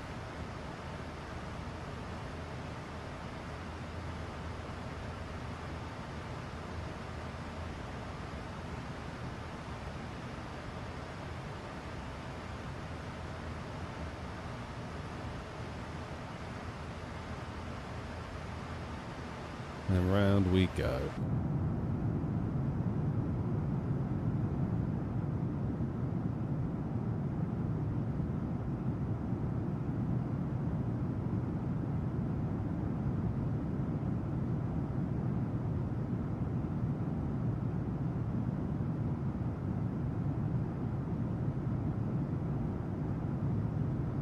We're properly cloud surfing, aren't we?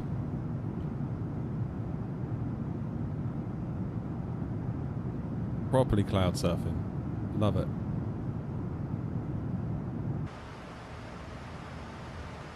It can't be long until we're at our top of climb.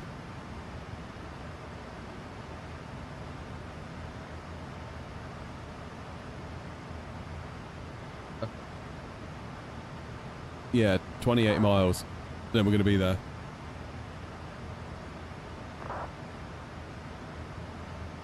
Crazy.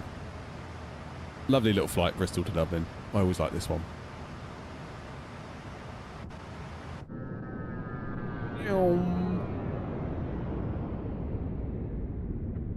We're going back into that cloud. Yeah, we are, aren't we? We totally are.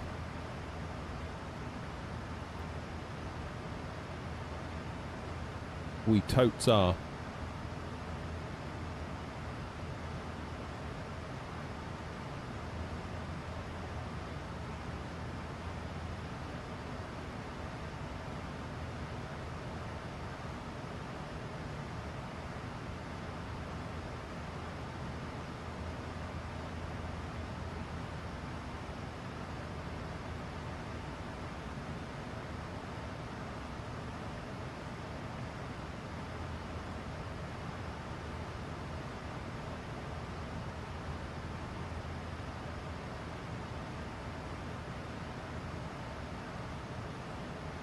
Look at that. One thing I asked earlier, I don't think we ever got an answer.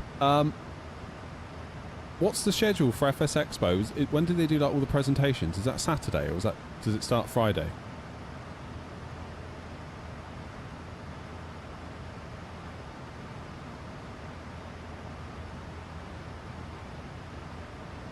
It's a Friday. Is it Friday, Saturday, and then Sunday people go, or is it Saturday, Sunday?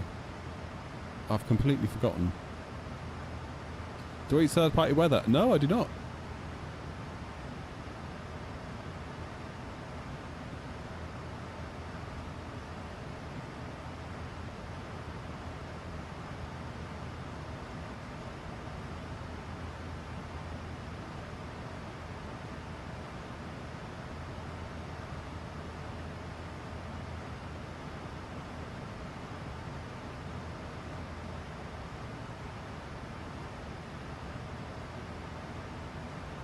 Yeah, a lot of people ask me that. Almost like they think it looks so good that it must be, but it's not, it's default. I mean, I'm using the GFX plugin now that does the weather effect, so you can sort of see the wing disappears into the cloud a little bit. That's a GFX thing. By default, you would see the entire plane wing at the moment. It wouldn't, like, fade into the cloud. Are we ever going to clear this cloud?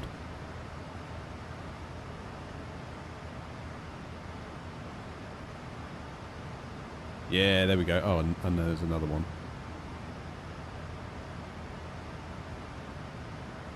Let's disarm the auto brakes. You alright, Lizzie?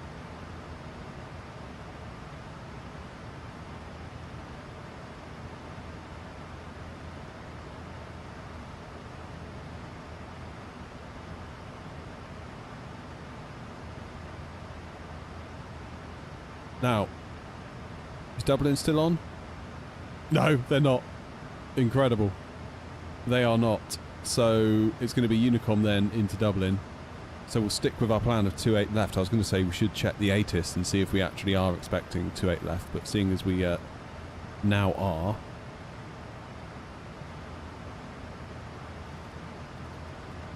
set that, and the elevation into Dublin is 200. I'm good, thanks, Izzy. Saturday to Sunday, is it? How long did it take you before you were confident enough to use the 777 on VATSIM? Couple of flights. I did a couple of flights offline and then had a go myself. 11135 is the ILS into Dublin.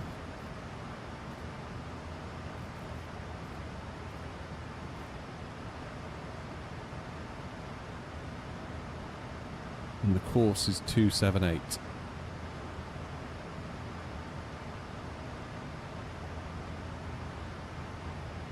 Reset that heading bug to 282. Keeps you busy, this 737. Do I like long flights? Not really, no. I get kind of bored, to be honest. I know some people seem to love them, but I just like, what do you do? Something like 2 hours-ish is probably where I'd like to be, ideally.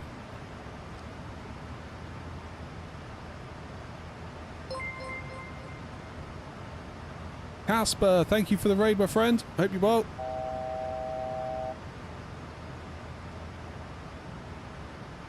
Thank you. Halfway through my second long haul on VATSIM, Seattle to London, but it means I can work and then land. Yeah, so if I wasn't streaming and I was doing something else, maybe I'll work from home as a, I don't know, software developer or something. I could totally see myself doing that. But by doing a long haul on stream, you're sort of committing yourself for like 10 hours to sit here for 10 hours, which is, that's quite a lot, I would say. Do you know what I mean? It's quite a lot.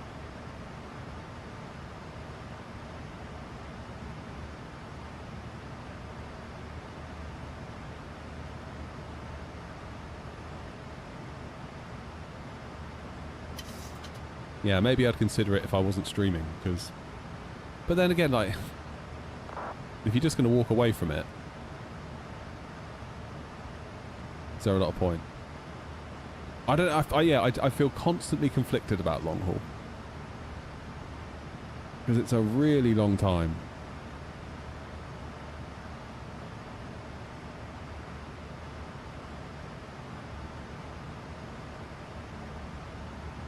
Right, we're going to go 3,000 feet for pizza, and we're going to shortcut it. So we're nearly at top of descent. What I might do is after Sorin go direct to pizza. Get rid of that shortcut.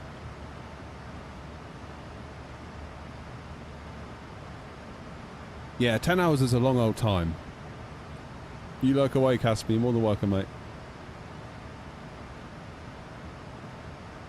Look at that. We're already at top of descent in like 10 miles. Such a short little flight.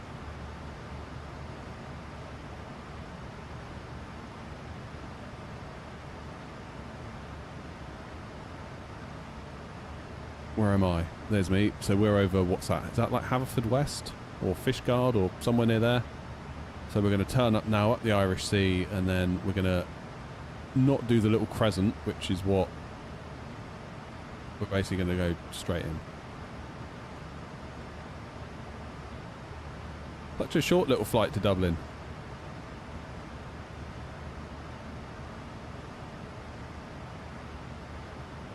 Yeah, the tortoise across the pond is that's more my kind of thing. 100%. Now, performance tool. We need to get working quickly on this, don't we? We're going to do 28 left. QNH is 1010. Let's pre-tune that.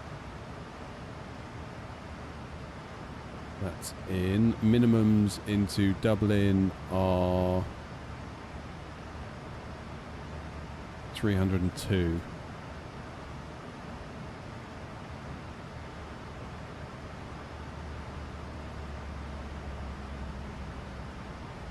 There we go, there's top of descent.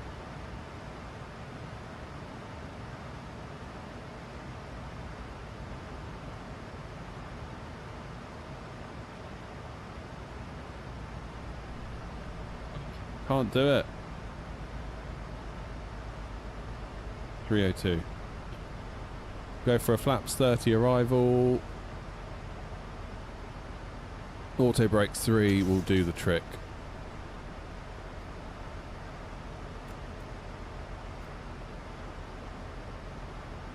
The last mastering Bristol was 6 hours plus each way. Yeah, so I don't mind like that as almost like a final boss of a tour.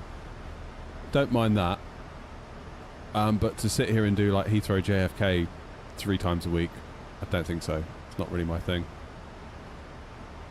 Dublin traffic, Airnaut 2205, flight level 260. We're descending now on the Varsity for Lima, and we are going to go direct from Sorin to Lapmo. How do I rate the headwinds A through 30? I've not flown it in ages, but it comes from a good place, doesn't it? Because it comes from the fly-by-wire team. So it inherits a lot of goodness. Definitely does. I did one long haul with the guys. Again, I don't mind doing the odd one as like a special, but to make it part of my regular stuff, you know? Not sure that's really what I'm into. But yeah, that was a long old drag. We got up at like 5 in the morning to do that. We left, I think we were off blocks at 6:30 a.m. was it? And by the time we got back to London, it was like 2 in the afternoon. Jamie was on London Control bringing us in. It was brilliant. And it was a good landing. It definitely felt like the landing meant more. Like you really didn't want to mess up because you'd been in the air for so long. It was like, don't mess this up, don't mess this up. So you definitely felt the pressure a bit more. So I can kind of see where the appeal comes from that point of view. And yeah, the electric bill. Honestly, that's a real thing, Phil. Like, especially if you're going to like just walk away for 10 hours and just let your PC sit there chewing through like 500 watts of electric an hour. Now, I'm quite lucky that I've got solar, so that offsets a lot of it most of the time. Because like right now, I'm the only one in the house. Everyone else is out. The only electricity other than the fridge is like this, and the solars are 5 kilowatts. So yeah, obviously we're inside of that most of the time. Even if it's a bit of a rubbish day, you can generally generate a kilowatt here or there. But again, if you're doing it at night time, then obviously there's no sun. So there is that to consider. But yeah, with the cost of electricity now, like in the UK, it's crazy. We were lucky. We were locked in on like one of these 5-year deals that we negotiated when it was like, well, I say negotiated, that we just chose when the rates were super cheap. Kind of like pre-COVID. I think we locked in for like 5 years. And yeah, then that deal went away and it was like, oh, okay, that's suboptimal. Turned out we had a freezer, a chest freezer in the garage that didn't have an awful lot in it. And I put a little measuring thing on it, and it was using like 30 quids of electric every month. So we took a couple of bags of peas and loaves of bread out of it and just turned it off, and it's now a cupboard. I don't know why it was using 30 quid a month. That was a lot. A lot. It turns out we didn't need it at all. At all.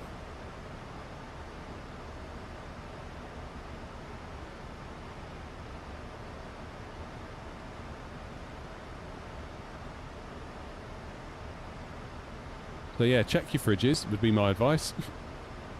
That was crazy. Absolute crazy. For a fridge. Wow, freezer. Chest freezer. Still in traffic, Golf Bravo Foxtrot, Romeo Victor, descending Battery 4 Lima, arrival, descending down to 7,000. Yes, Lucas, it is.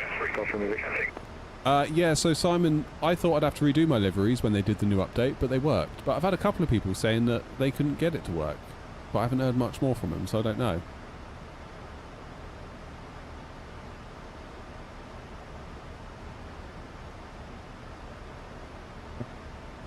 Do you mean their aviation on TikTok?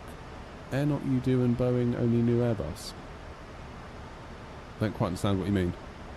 Not tried explain. I feel like I'm too invested at this point in 2024 because you just have to start again, wouldn't you, with all your scenery, all your aircraft, all your other add-ons like chase plane, like GSX. Like, oh my goodness, it'd be a nightmare. I guess I could do like a flight for the purpose of a video, but I wouldn't. I just couldn't justify going all in at this point, you know. Doing your PPL next March, amazing. Good luck.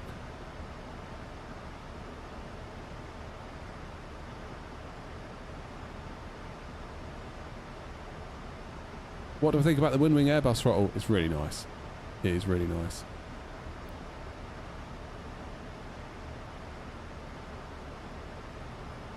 Yeah. It's very, very nice indeed.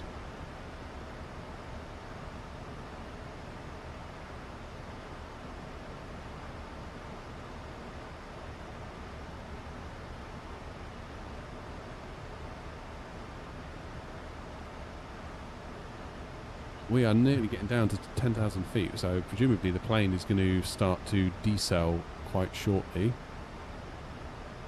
Presumably at this dot here. Yeah, just drop them into the community folder.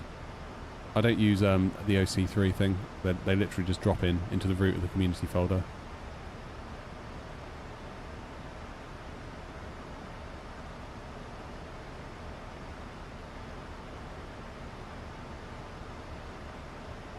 Tom, have you ever taken me?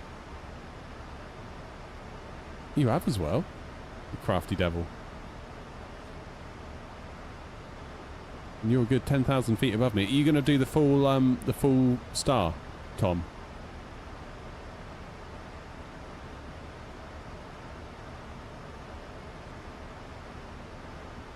Golf Bravo Foxtrot Romeo Victor Air Not 2205. Go ahead, Victor, go ahead. Are you planning to do the full star into Dublin? I notice you've overtaken me and there's only 3 miles in between us now. Yeah, I think I'll do the full spa just to give you some space. If you want to go ahead, that's okay. I'll do a bit of a hold for you. Okay, cool. We're going to go from Sorin direct to Latmo, so we'll cut out the little crescent thing. So that should be fine to buy some time. Thanks. Sure. Yeah, I'll do that. I'll do the whole thing for you. Go from Victor.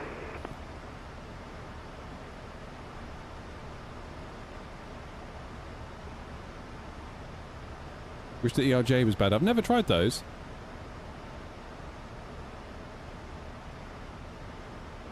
Apparently they're getting better, aren't they? I've not really been too involved with it, really. I know some people like it, some people don't, but like...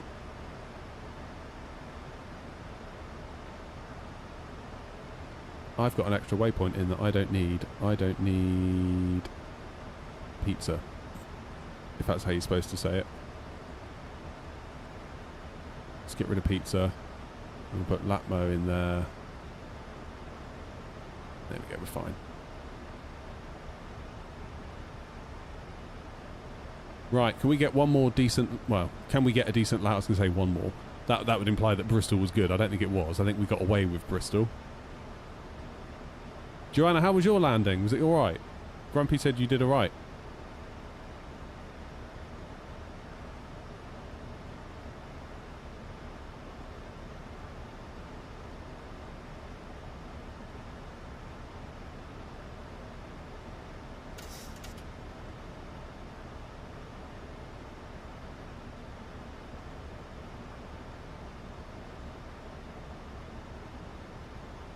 Little Windy got a 10. Nice one. Put us all to shame.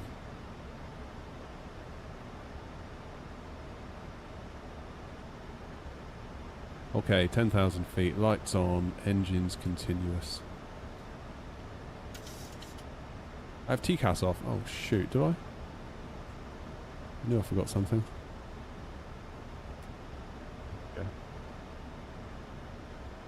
Thank you.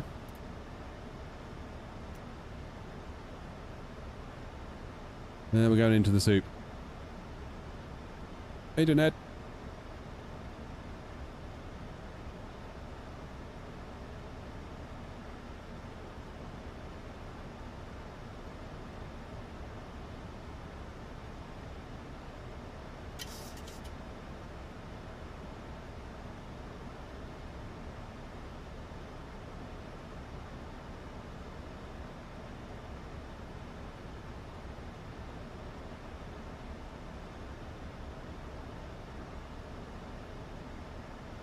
Right, how's that weather looking? 3 knots across the runway now, and 11 down the runway. That'll do us nicely.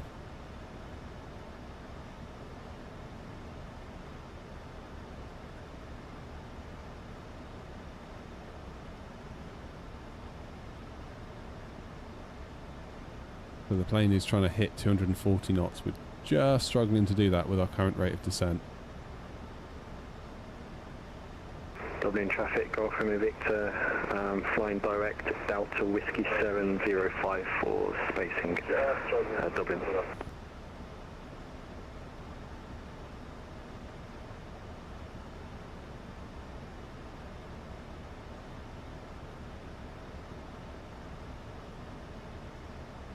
The weather is good. It does look good today with all these clouds, doesn't it? I'm going to give myself just a little bit of speed brake. Get that speed under control.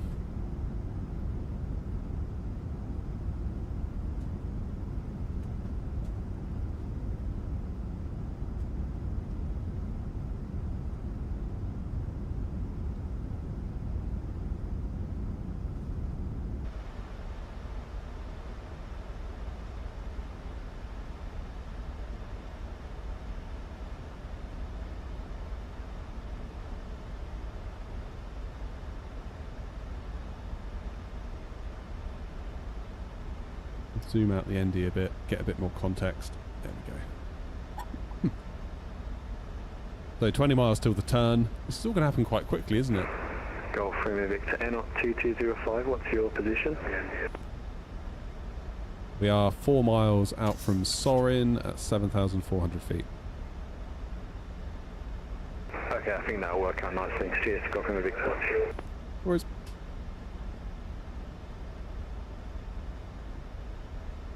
let's get rid of all of these.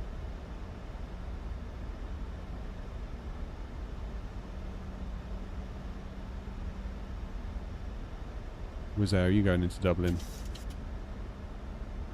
Yeah, you are. Looks like you're doing a direct too.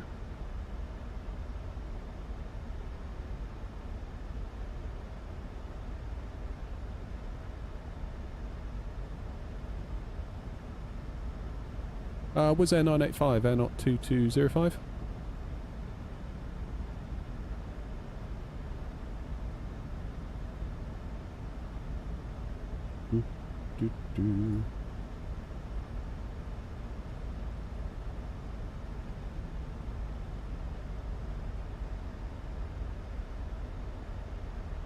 Oopsie, I don't want to do that.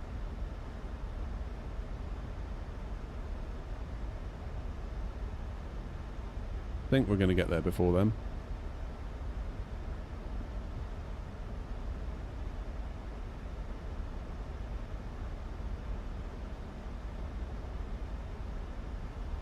Can I fly to where?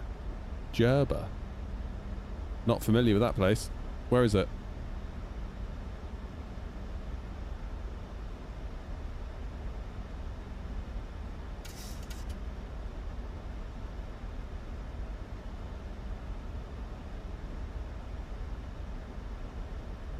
Speed brakes are armed. Keep the speed up. I think, yeah, we should... yeah, we should get there first, I think. Wizz Air 985, Air 2205.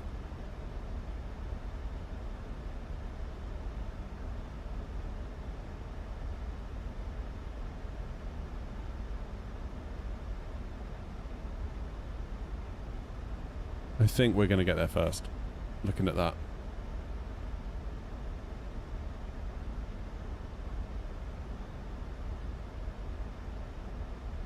Should be alright.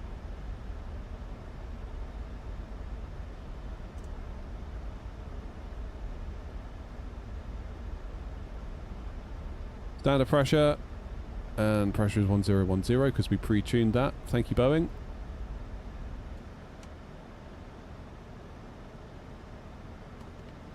Speed brakes armed.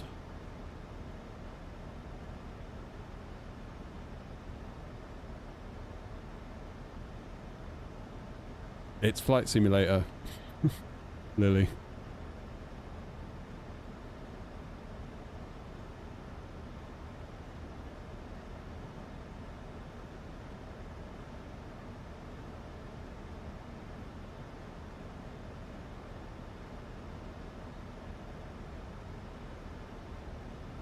Challenge Vision 12.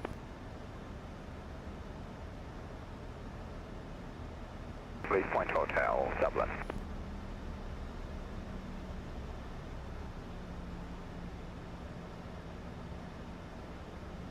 Wizz Air 985, Air 2205. Go ahead.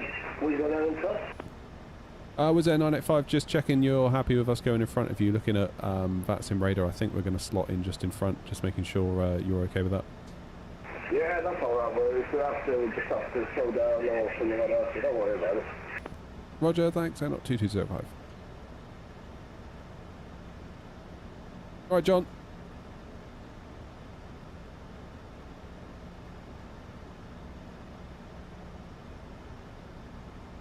We are nearly down. You wouldn't think it looking straight ahead with all this cloud.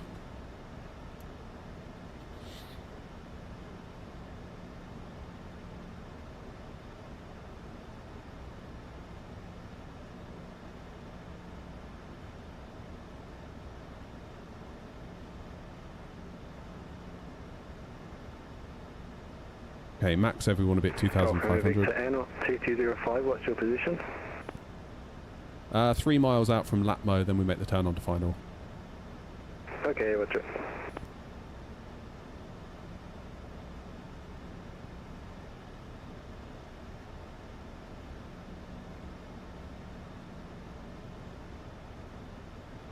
In fact, we're going to begin that turn round about now.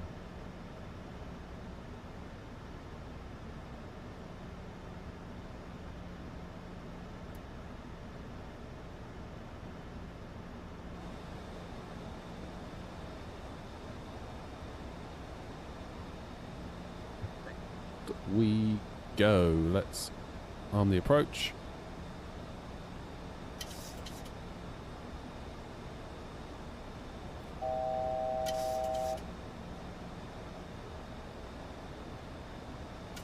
Let's go flaps 1.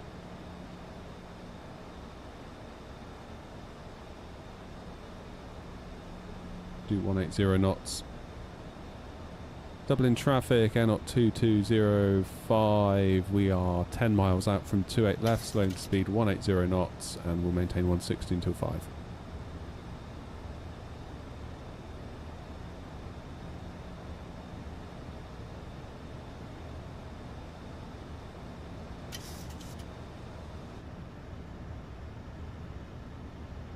Dublin traffic, Golf Romeo Victor, direct Lapmo, 14 miles. I'm going to fit behind the landing 737. Dublin. Dublin traffic, within 985 currently 4 miles from Lapto, runway 28 left.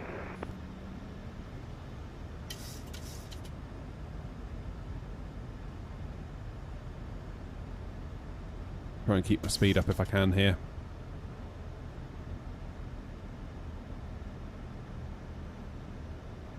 Eight miles. Golf Romeo Victor with Air 985, how far from Lapmo are you, sorry?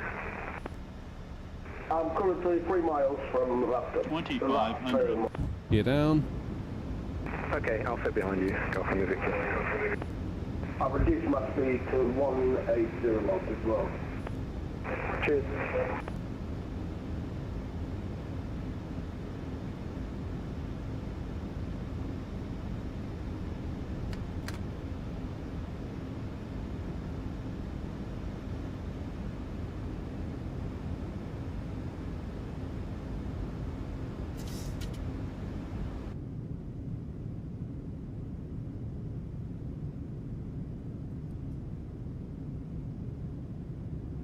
Dublin traffic, air knot 2205, 5 miles for 28 left, Dublin. Your flaps 30.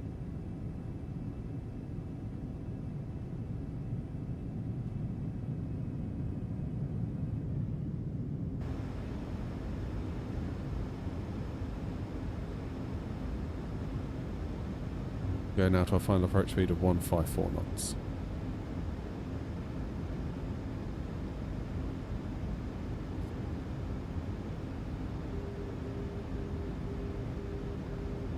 Localized established for Wizard 985, currently 10 miles out. I have reduced my speed to 160 knots for the traffic ahead. Wizard 985. No visual yet.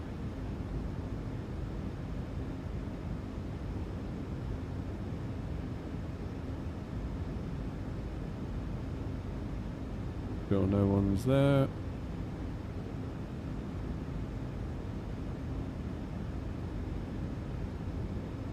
Where's my visual gone? Come on, where are you? 1,000.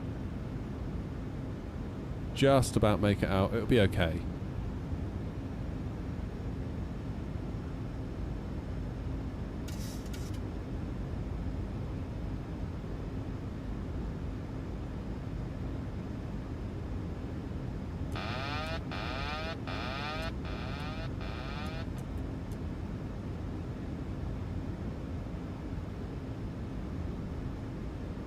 Okie dokie, my plane.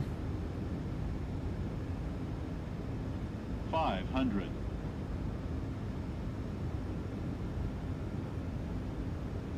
I always feel like 400. the ILS brings you in slightly offset into Dublin on 28 left. 300.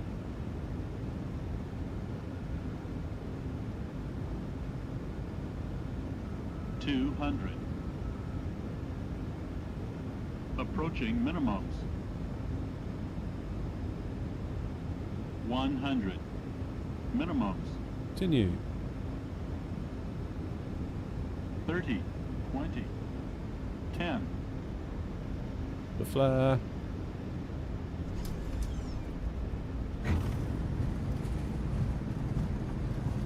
Do 28, that'll do.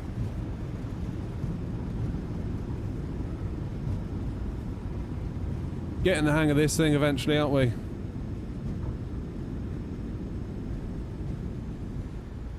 Southern traffic region 1 Kilo Echo, taxiing to a right via Foxtrot. Foxtrot outer, November 2 for Dublin traffic. Last call for Dublin traffic with the 985 current 5 miles out of runway 28 left.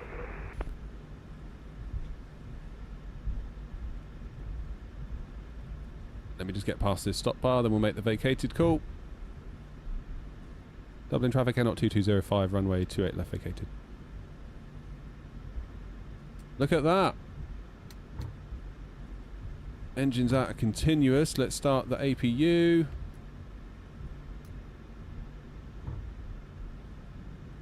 Now, where should we park? Foggy here at Dublin, eh?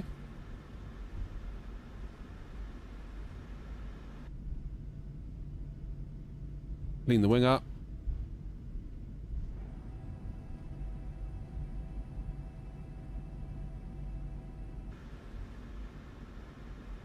Let's turn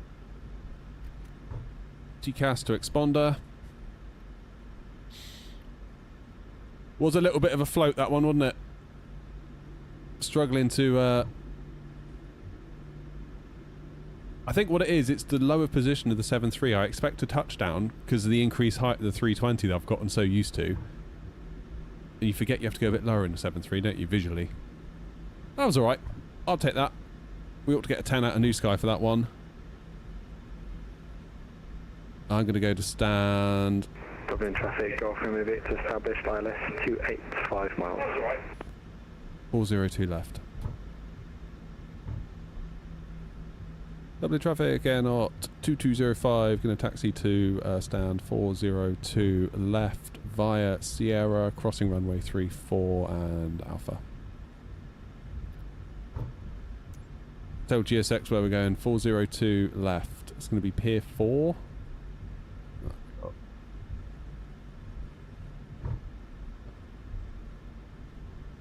Parking. Next page, next page, next page. So many pages. It's not in there. 402. We'll take a heavy stand, that'll do. We'll get Aer Lingus to unload us.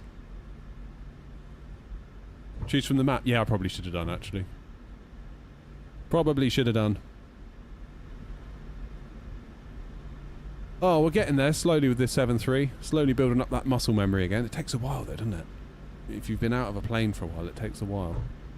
We'll just have to fly it more. Won't we? Anything on 3-4? There shouldn't be. There shouldn't be. Dublin traffic, Golf Romeo Victor landing 28 left. Dublin. Whiskey 2, Whiskey 1, we're going straight ahead. Yes, Plumbing, we are.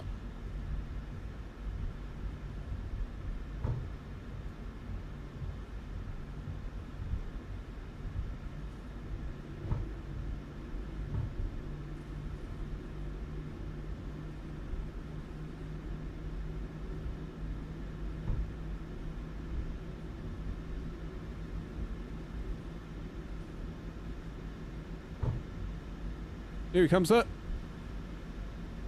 Look at that little tiny plane.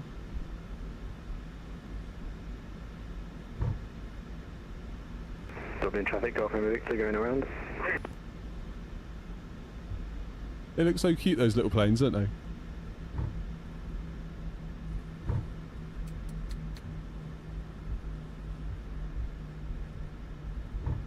Dublin traffic, Air 2205, crossing 34 via Sierra, exiting at Alpha.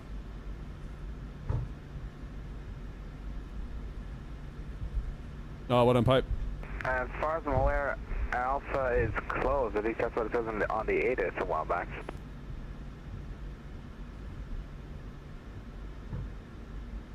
Okay, we'll take Bravo.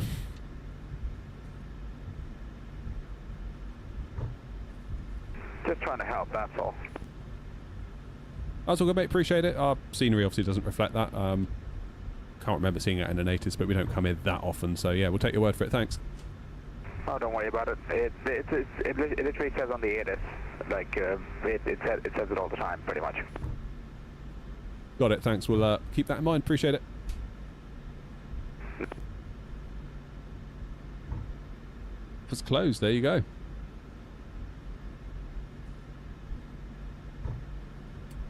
Learned something new.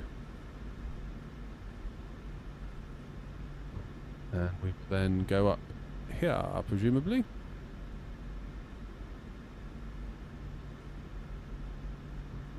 Is the iFly any good? I don't know, I've not tried it. Looks cool though, doesn't it?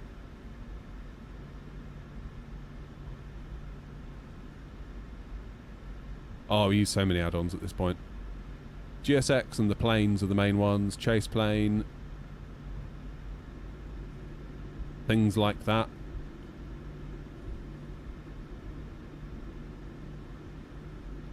Do I prefer Airbus or Boeing? I mean, I've got a lot more Airbus gear, and the Phoenix is really good. But I am a sucker for the 737 as well, so.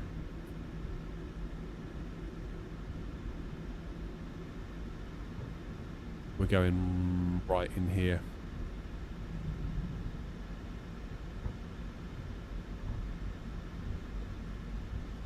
Or was I going 402, wasn't it?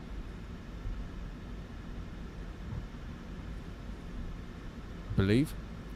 GSX, can you confirm? Yeah, 402.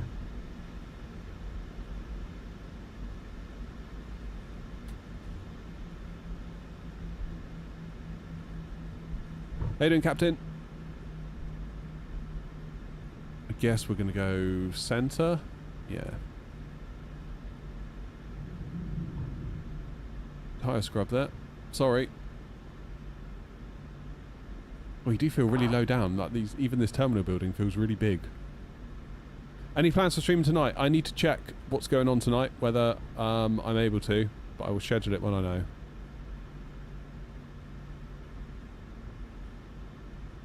Yeah, we've tried Beyond ATC. It's good.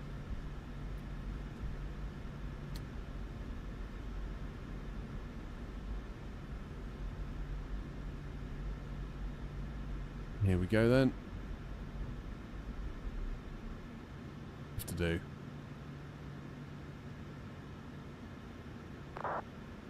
Parking brake set.